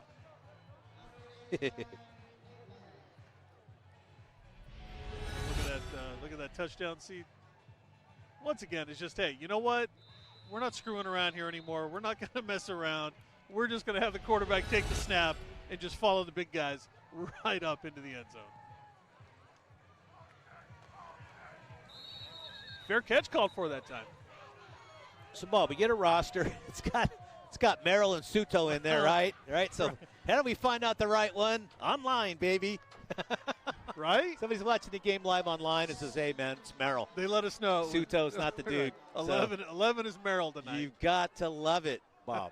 You have to love it. You like that when somebody says, "Hey, they're watching the game," right? Because we got somebody's home watching it. We got a big audience out there it's tonight. Live tonight. Yep. And they're watching. They go, "Hey, we're going to help out these announcers. Let them know. Thank you very much. We appreciate your help. We really do, honestly." Because you're right. These rosters can be a mess sometimes. You never know. Suto was an all-star tonight. Probably didn't even hit the field. Oh, my. Here we go. First down, nothing doing. Second down now for Tustin. They're going to give him a yard on that. 2nd and 9. I think you got to get up and go if you're Tustin. I mean, I know you get back here in the huddle, you're running the football. I don't know. I mean, I'm going to go back there and try to make some plays. You got to just do what you did. You got to play like you played to end the first half. Down 4 touchdowns. Throw caution into the wind and just go for it. Play with that 2-minute mentality here. There's the catch by Schmidt. There's the big flag. It's going to be a hold or something crazy. I don't know. We'll see. That one drives you nuts if you're a coach. Man, you get the play you want. You get a nice open receiver down here, and then the flag comes flying out on the far side of the field. Not even where the play's happening. And it's on the backside. It's always guy with the guy throwing that flag always has the white cane with the red tip, man. Right. Ineligible receiver downfield, number 9 was downfield. They called it. That's a 5-yard penalty. We're going to repeat second down from the previous spot. It's hard to believe it's that. I mean, that quick, because that pass came out pretty quick. That usually takes a while for a lineman to get that far up the field to get called on that kind of a penalty. That must have happened way quick. Either that or it was the guy with the cane with the red tip. I don't know, man. It's now 2nd and 15. Those referees, I don't know. And here we go. They do a great job. For being shorthanded, they do, and they work a lot of games, so we really shouldn't rip on them too much. Everybody makes mistakes, no matter what. Whoa, look at that. Tight end. John Aguanda, the tight end. We haven't called his name yet tonight, but he caught that ball and lowered his head. And, he trucked Wilson. That was Boston Wilson. He trucked him. He made some contact But Wilson made the stop. He didn't let go. He got trucked, though. Aguanda, he makes the catch, and then watch him. He's looking for contact. Yeah, you like guys like that. I would have kept going. Try to cut inside and get that first down. 3rd down and 2 now. And now we have a timeout going to Tustin. Tustin saw something they didn't like, maybe somebody out of position. They want to make sure they get this first down. I don't blame them. At this point in the game, everything has to be perfect. You have to get back in. Big call here, right? You have to pick up this first down. You need to get a couple of TDs in this quarter.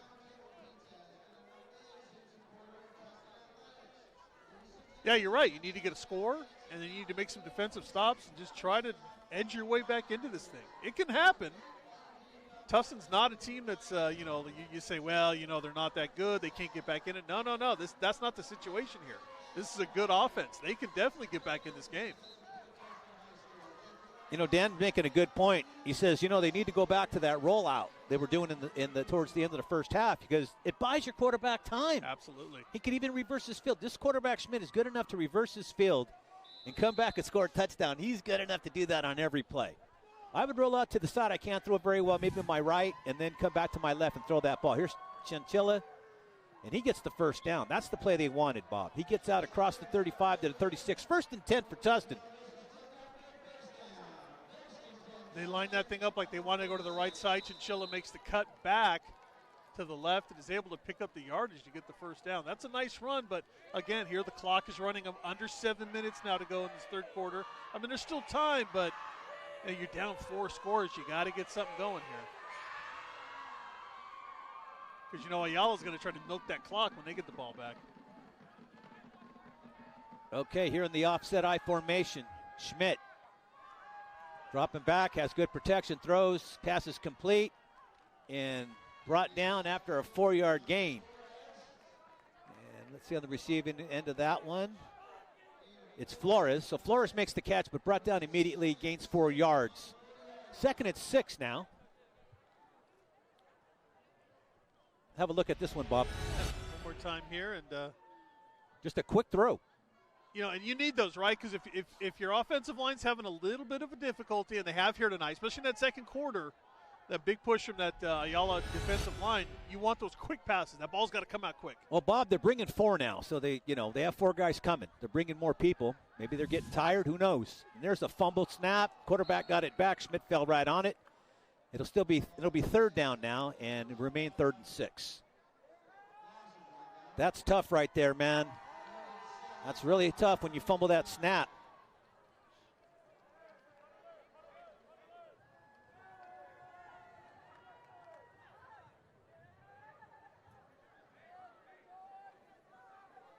All right, 3rd and 7. Coach sends him back out with the play that they hope can pick up at least 7 yards.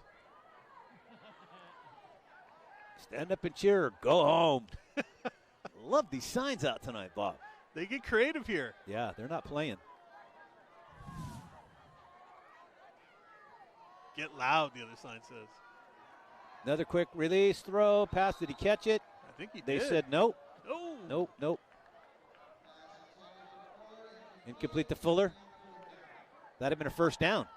Oh, boy, that pass just floated a little bit. Boy, I thought he was able to get his hands underneath that and pick that up. I did too, but he couldn't quite do it. Tough break there for Tustin. They needed that 1st down.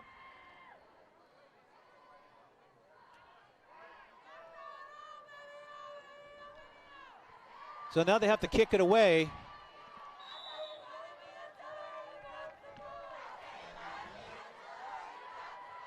Two on the procedure on a punt. Come on, guys, get it together.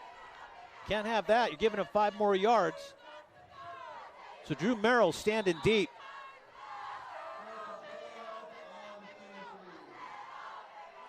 Fourth down and 12 now. The last snap was terrible. This one was right on, just perfect. Merrill at the 32. Merrill trying to push to the far side. He turns, leaps somebody, and then gets brought down as he crosses midfield. Ayala will start in Tustin territory, the 47. Nice return that time by Ayala. They got it set up, got some good yardage, and they're going to start in Tustin territory.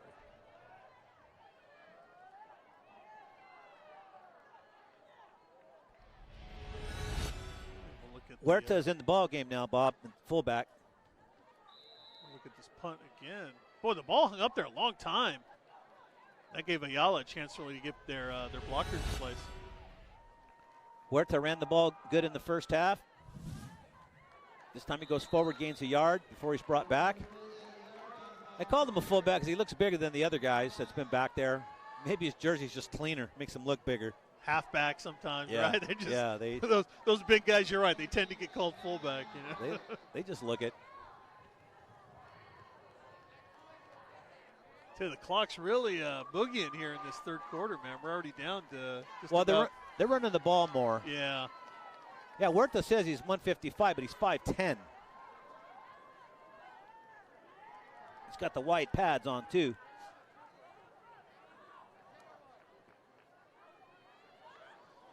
Huerta with the ball, going to the outside, and he tries to turn the corner. Ran out of bounds. Tustin defensive line just getting much better penetration here in this third quarter. I think they got a little talking to at halftime, which happens. You know, you got to get remotivated, refocus sometimes. Got to forget what happened and can't get it back. Just got to do what you got to do to win the game now. What you got to do is make a stop here on 3rd and 7 if you're Tustin. Yep.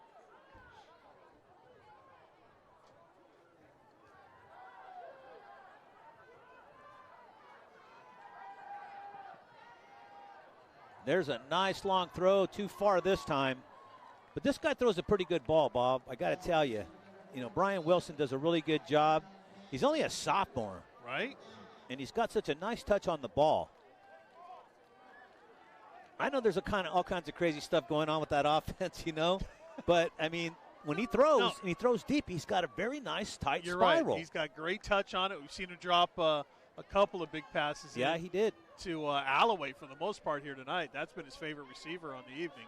And don't forget that touchdown. I think Marquise Moore scored in the first half on the far side of the field. Just great. Oh, it hits a Tustin player. This could be Ayala's ball. Tustin got it back. Boy, that was that punt came out so low. Ayala's saying it's their ball. I'm not sure. It is. Ayala gets the call. Oh, man. What a break for Ayala. Everything and anything that could go wrong with Tustin tonight has gone wrong. And that was something else. I'd like to see that one again. That thing was like a line drive. It came out so low to the ground. There's no chance. There's no chance this player for Tustin saw. Watch how low this comes out. There's just no chance for the Tustin player to ever see that this ball was. He's making a block down there, and he never sees it. Yeah, he was making a block on somebody. He was trying to block, and it just hits him right in the face mask. Not his fault at all. It looked like a Tustin player was first on it, but they wrestled it away from him. Either way, it's Ayala football. They're at the 37-yard line of Tustin.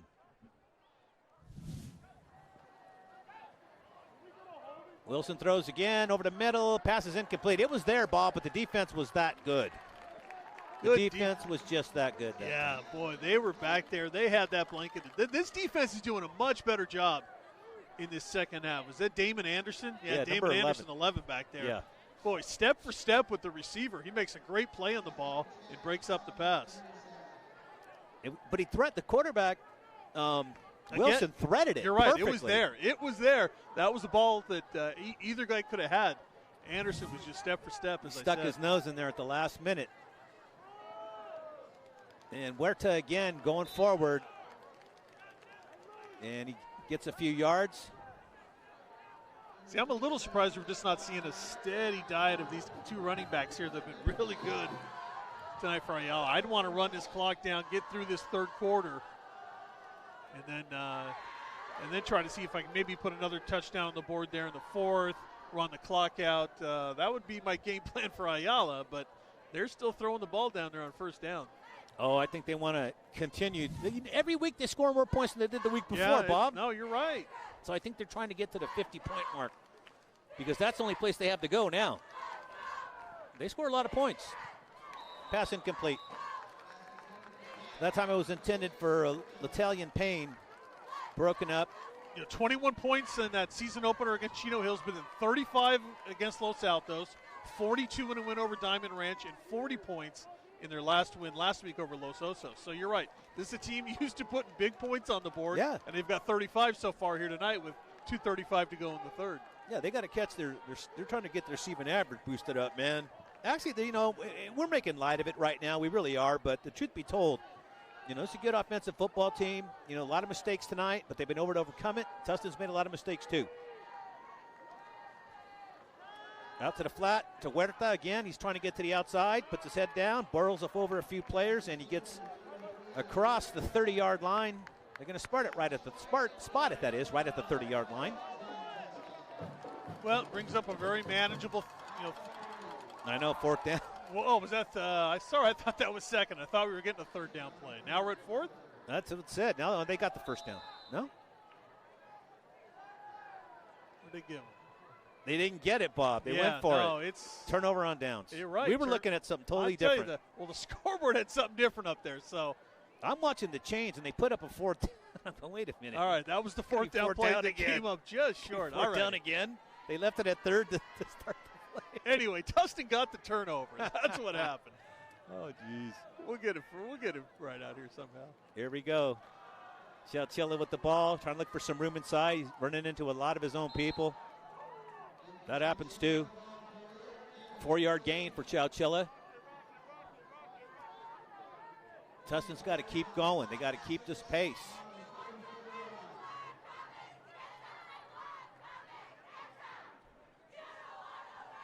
One more touchdown here before the end of the quarter would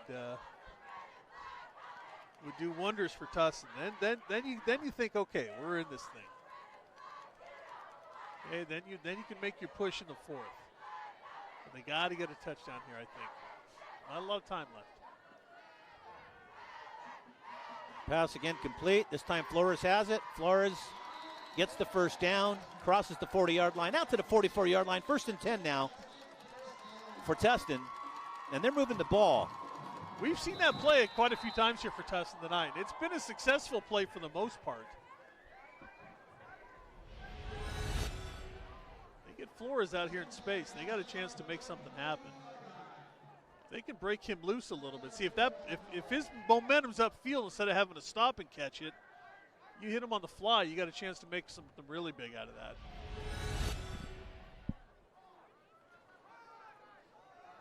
Low snap, Chowchilla with it.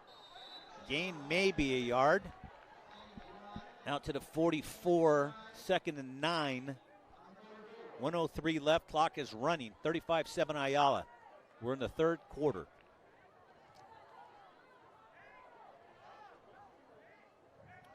Tustin has a really nice stadium here, Bob. They got a nice field. Their concessions have been redone. Bathrooms, I mean, they put a few bucks in this place. Yeah, they did. It's really nice. It's a great athletic facility. The track is nice and big and good facility. Here we go. 2nd down, 9 to go for Tustin. Schmidt dropping back, looking, threads it, pass is caught. Flores with it. Flores with the first down. That's a nice catch right there. You know, Schmidt isn't a bad quarterback at all. He's actually pretty good. He just needs time, like anybody else. Give him, kid, at least 3.5 seconds, man. Now, he's made some plays. Watch this one. You're right. He gets a little time, and then he gets a little extra something behind his pass. Right there, he just threads it right in there and makes a nice play. He does a good job. You got to get a rhythm when you're a quarterback. If you can get a rhythm, that's when you can get something going. And it's been tough for Schmidt to find that rhythm here tonight. Schmidt in the shotgun. Give the Chowchilla. Looking to cut back. He ran right back, and he had all kinds of room on the far side, Bob, and I don't know why he cut back right there into the heart of the defense. He's smiling there at the end. Maybe he's seen that too. He's going, man, I had a shot. I had it. I was wide open. Quarter ends right now, by the way, on that play. Oh, man, you know. That far side was so wide open. He could have easily cut upfield. But that's going to do it here for the first 3 quarters of play. And at the end, it's 35-7 in favor of Ayala. We'll be right back. Hi, I'm Dustin Stevie, the CEO here at Lighthouse Escrow. We provide white glove escrow services to people buying, selling, or refinancing their home in California. We're proud to sponsor the incredible work of Prep Sports Media as they bring regional attention to student athletes in Southern California and scholarship opportunities so that those athletes can continue their excellent work into college. On behalf of my entire team, we wish those student athletes playing in tonight's game a wonderful game and great success in the coming academic year.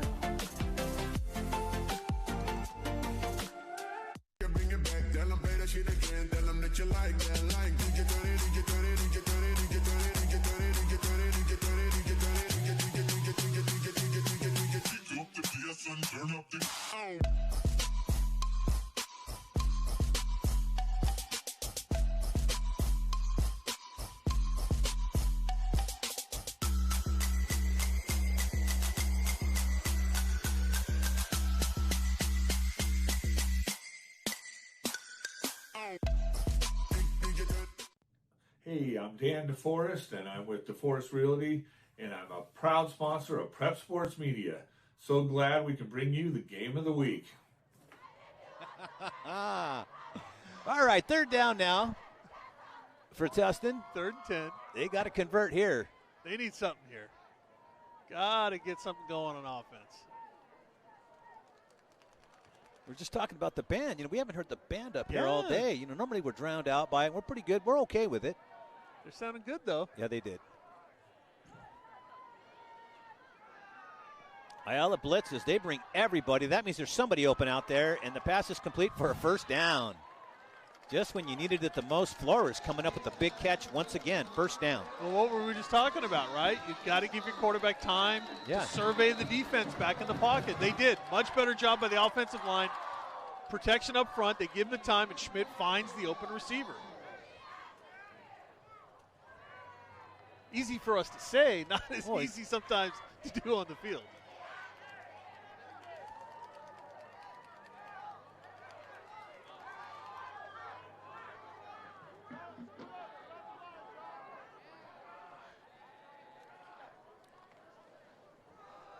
Chalchilla with the ball, gets nothing.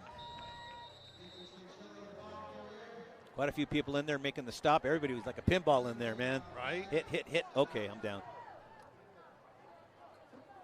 Second down. They're going to look for Flores again somewhere in the middle of the field. I think so, right? That's been their bread and butter. That's been a good play for them. Whenever they get a chance to move him in the open field, they've gotten a chance.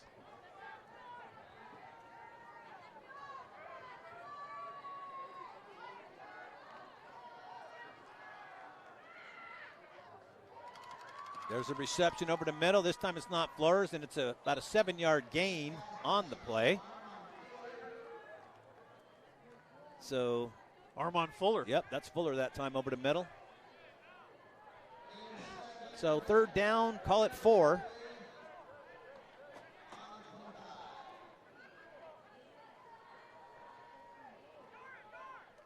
Ball at the 25-yard line. 10 minutes to go.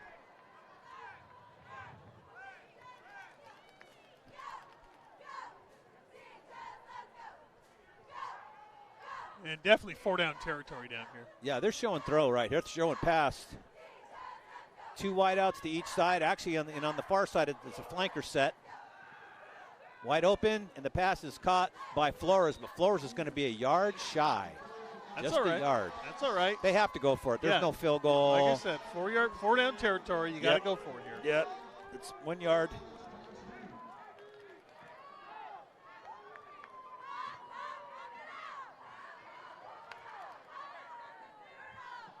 But again, the clock's getting away from you. You got a little more hurry up here if you're Tustin, I think, right? You gotta. Well, these officials want this flag. These guys are free. It's 40 degrees out here tonight, Bob. Come on, man. It is. It feels like fall finally, doesn't it? We're way up here, and it's blowing, it finally feels like fall a little bit. Turn off the air conditioner up here, guys. Look at it. All the people in the backfield here. Chalchilla gets a bounce to the outside. That's what he needs to do. Gets the first down. He's so small. He's got speed. Why not break him to the outside? Throw a pitch. Run some veer. I'm surprised we didn't see a pass. We haven't seen a pass to Chinchilla here tonight. He can make it happen. He's been looking good. They got enough receivers out there, but they don't need to be throwing him the ball. But, give him some running room, man. Give him a little hole to go through. But sometimes he can create it on a pitch. Sometimes that little swing pass out of the backfield, you get that guy in open territory. You can get a play made. That's true. That's true. But they got it on that play, 1st and 10 now. Ball at the 20. Schmidt going to be looking upfield. Has his man. Has it. It's caught by the big tight end, Bob. That's number 9, right? That is John Agawanda. Yep. So now they're down inside the 10. 1st and goal now for Tustin.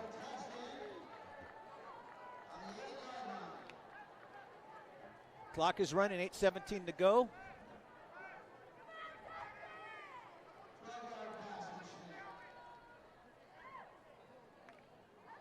Now they're going to break huddle. They're going for the end zone here, Bob. Oh, you got to. Look at the backfield. They got plenty of blocking back there now.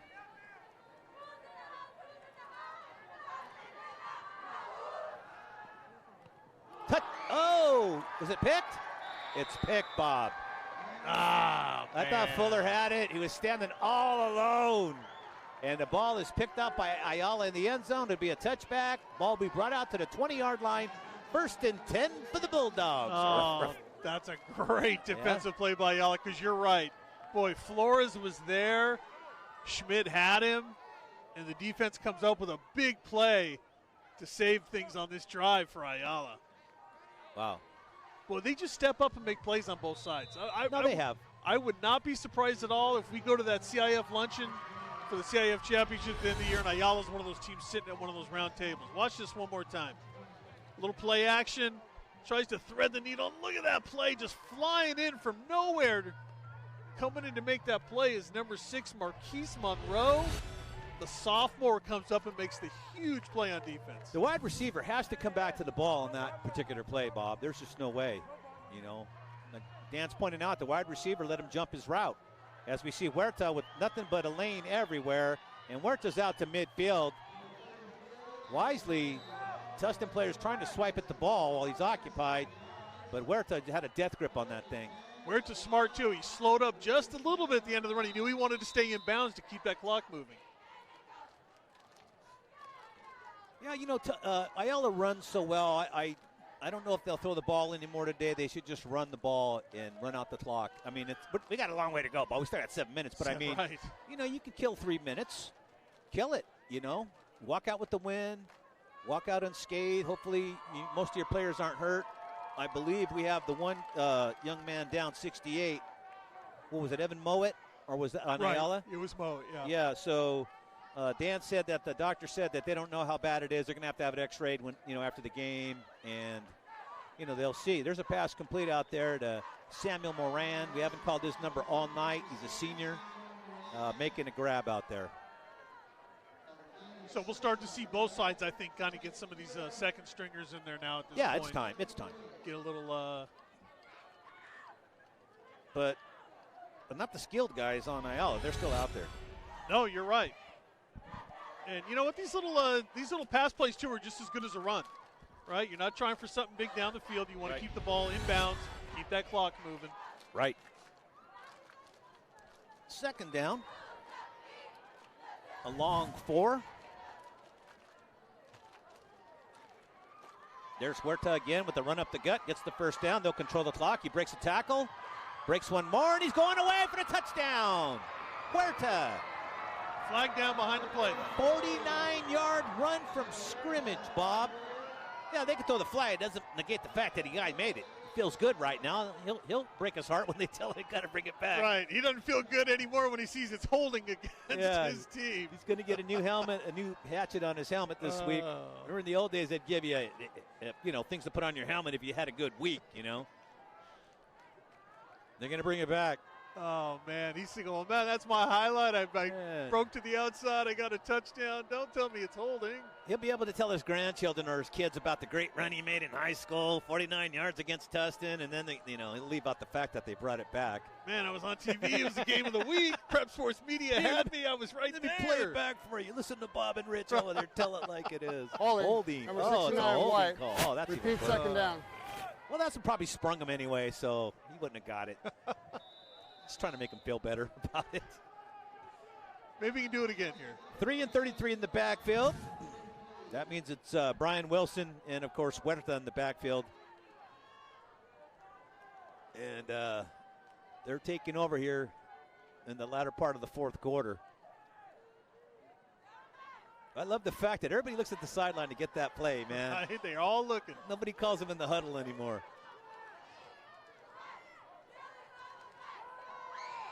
Looking, Wilson, nice pass, and it's caught and brought down. Boy, nice grab there, Boston Wilson. I doubt he's related to Brian Wilson. I don't know. Wilson's pretty common, Bob. There had like 80 of them in my high school. But Wilson a little slow to get up there. At the well, end it looks play. like he's got a cramp, man. Think about it. Yeah, he's cramped up. That's all that is. He's all right. Well, and again, it's just a matter of the receiver getting behind the defense again. Wilson puts up a nice place. It's Wilson to Wilson. And Wilson brings him down. Not really. We've seen that play a lot tonight where it's just that old fly pattern down the sideline, put the ball up, and the receiver just running past the defense. We said we didn't think they would throw any more deep tonight. Yeah, but, right? There they go. No, man. I don't blame them. I really don't. These kids worked so hard. They sat out all last year, pretty much. It was such a mess. You know, you can't blame them for wanting to get out here and just extend it and do everything they can. They've been training to do. Another slow snap, that is, and the ball is caught. Beautiful catch. Little fade there. Touchdown, Ayala, via the pass. That's Moran once again on the receiving end. And he gets a touchdown tonight. I thought that was going to go off his hands. I thought, there's no chance he got, kind of bounced away, but he just pulled it in. He did Odell Beckham one-handed. Right. Yeah, nice job. That is a great catch by Moran. John Conte told us to keep our eye on that guy. Now we know why. Somebody's down for Tustin over there. 6'2", 195-pound senior. Yeah, we got a Tiller down right about the 15-yard line. Number 54, he's looking at his knee. That's Adonijah Falatoy. You sure? That's it. Yeah, it's Falatoy, all right. There's Lighthouse Escrow, one of our sponsors for tonight. Really appreciate their effort and everything they do. DeForest Realty, of course. Big Dan the man. Level up, man. You see them work out in there? Who doesn't want to go work out over there, man? I got to level up myself. Darren A. Baker, attorney at law. Good guy, man. Part of the OJ team. And there you go, Bob. Ashtaru, photography, and the brokerage, .me. I like that. It's different. Yeah, it is. .me. You know everybody's .orging him, though. Right. Doing good works. Where's your thing at? Doing good works as well. Yeah, I tried to look up your website, bud. Here's the extra point. I don't know what's taking so long to get this done. What is going on out there tonight? Merrill holds. Lane kicks.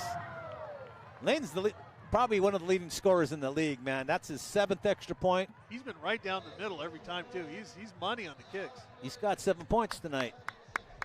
42-7. It doesn't really feel like that because Tustin's had some nice. Look at the throw. Yeah, Bob, look at that. Boy, the concentration. How many times has the ball hit the ground, the snap been short, and Wilson picks it up and throws a touchdown or a big old gain? It's happened like 4 times tonight.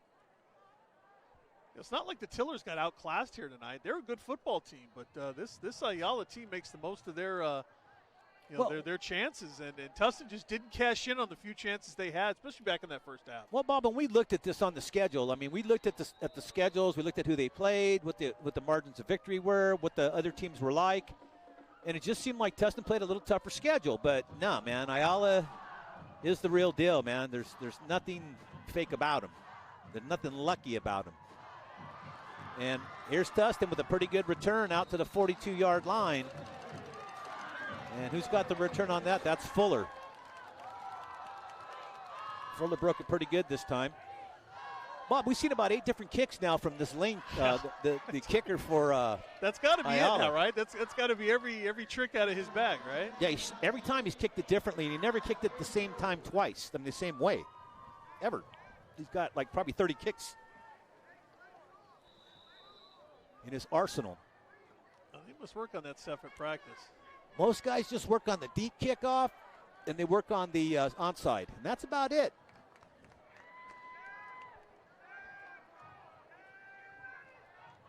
But when you have a pretty good defense, it doesn't matter. So you can afford to work on all that stuff. This is Gomez, number 13, Louis. Nice carry for about 10 yards, first down. Now, Tustin runs all the way down the field in 5 plays, man. I'm going to be upset. Where was that? Where was that been all night? It's a nice run out over the right side, though. That offensive line doing a really good job out there. Look at those are some big boys up front. On both sides. Tustin's going to be okay this season. They're going to get into their league play, and they're going to be just fine. Look at the defensive set they're in. Look at all the line. There's like 5 linebackers in there.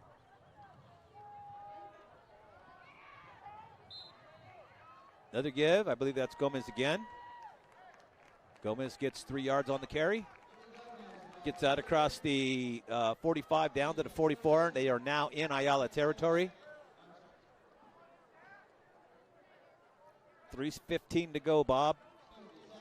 Bob, where are we going to be next week? Any idea?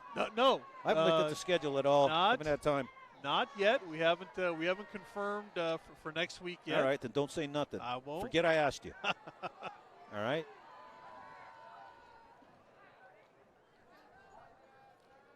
Here we go. In the eye. Uh-oh. Ball's down, and who recovered? Well, if it's Tustin that recovers, it's a 2-yard gain. Ayala got the ball. Ayala's got the football. Oh, man. Here we go. Now, Bob, if they throw deep now, I'm going to have a problem. Yeah.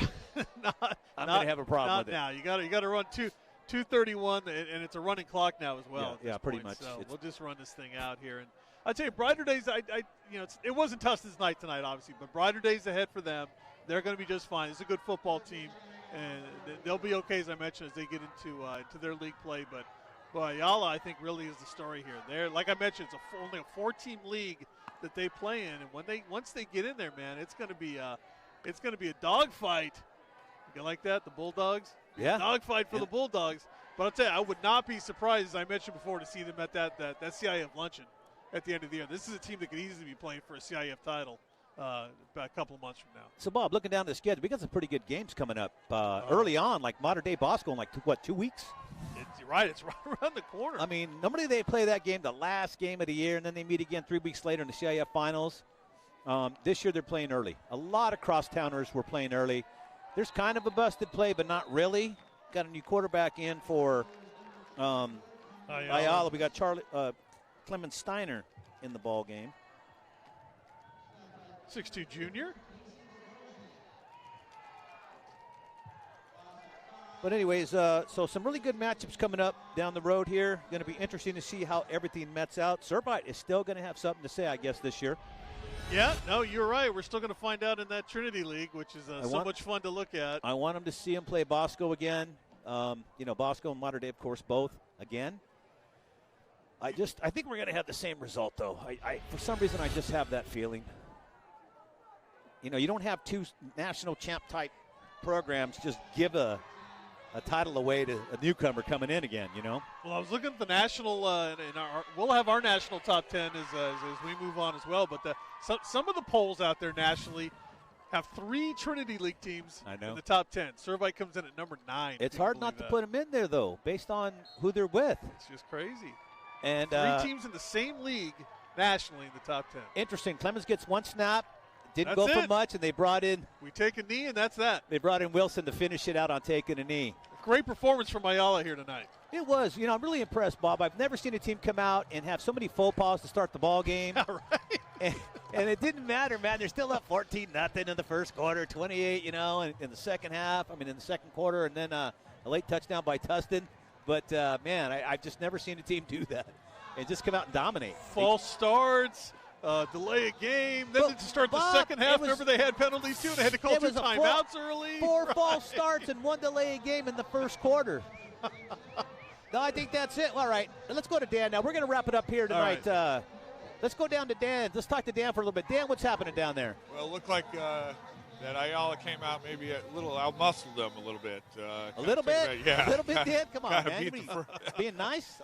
I'm being nice, yeah. All of a sudden. Looked like they were very strong on both the offensive line and in the backfield. And like I said, that one play, they just jumped the route and took the ball away from them. In the they end got to zone. be more aggressive. They were the more aggressive team tonight and took it to them. Well, Dan, you're supposed to, when the ball's being thrown like that, you're supposed to come to the ball, not wait for the ball. And that's what happened in that play.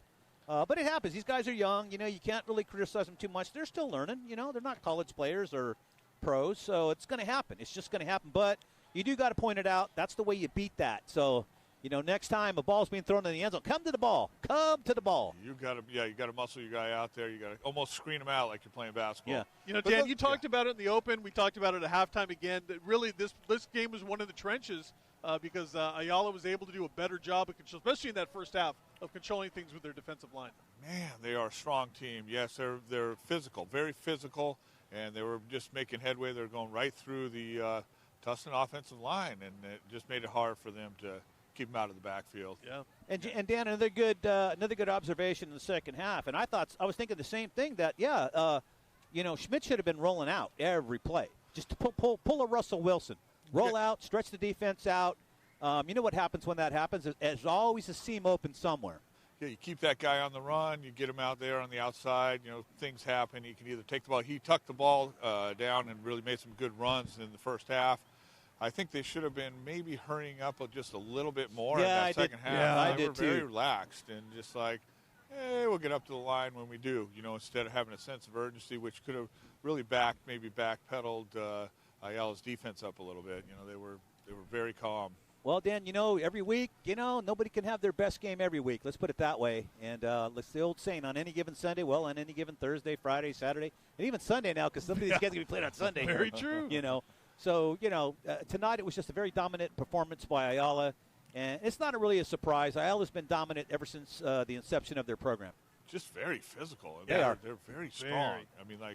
They do a great job in the weight room. You could tell there's some big players on that team. And yes, indeed. Wow. All right, Dan, we appreciate you tonight. Thanks for joining us, and we'll talk to you in a little bit. Okay, sounds good, guys. All right, Bob. That's about it here from Tustin High School. Not much more to say. We saw the presentation of tonight's game, and what a game it was. Ayala displaying a lot of physical prowess offensively and defensively. And like you said, Bob, I would not be surprised to see him at the CIF Finals Banquet luncheon we have coming up here, in late November. Not at all. That is a very good football team right there, those Ayala Bulldogs. They're gonna have some bigger days ahead of them as well. All right, I'd like to thank our sponsors once again tonight for helping us bring this to you. We definitely appreciate them. On behalf of Bob Gibson and Dan DeForest and the crew here at LA36, I'm Rick Estrella saying so long from your friends here at Tustin High School. The final once again, Ayala 42, Tustin 7.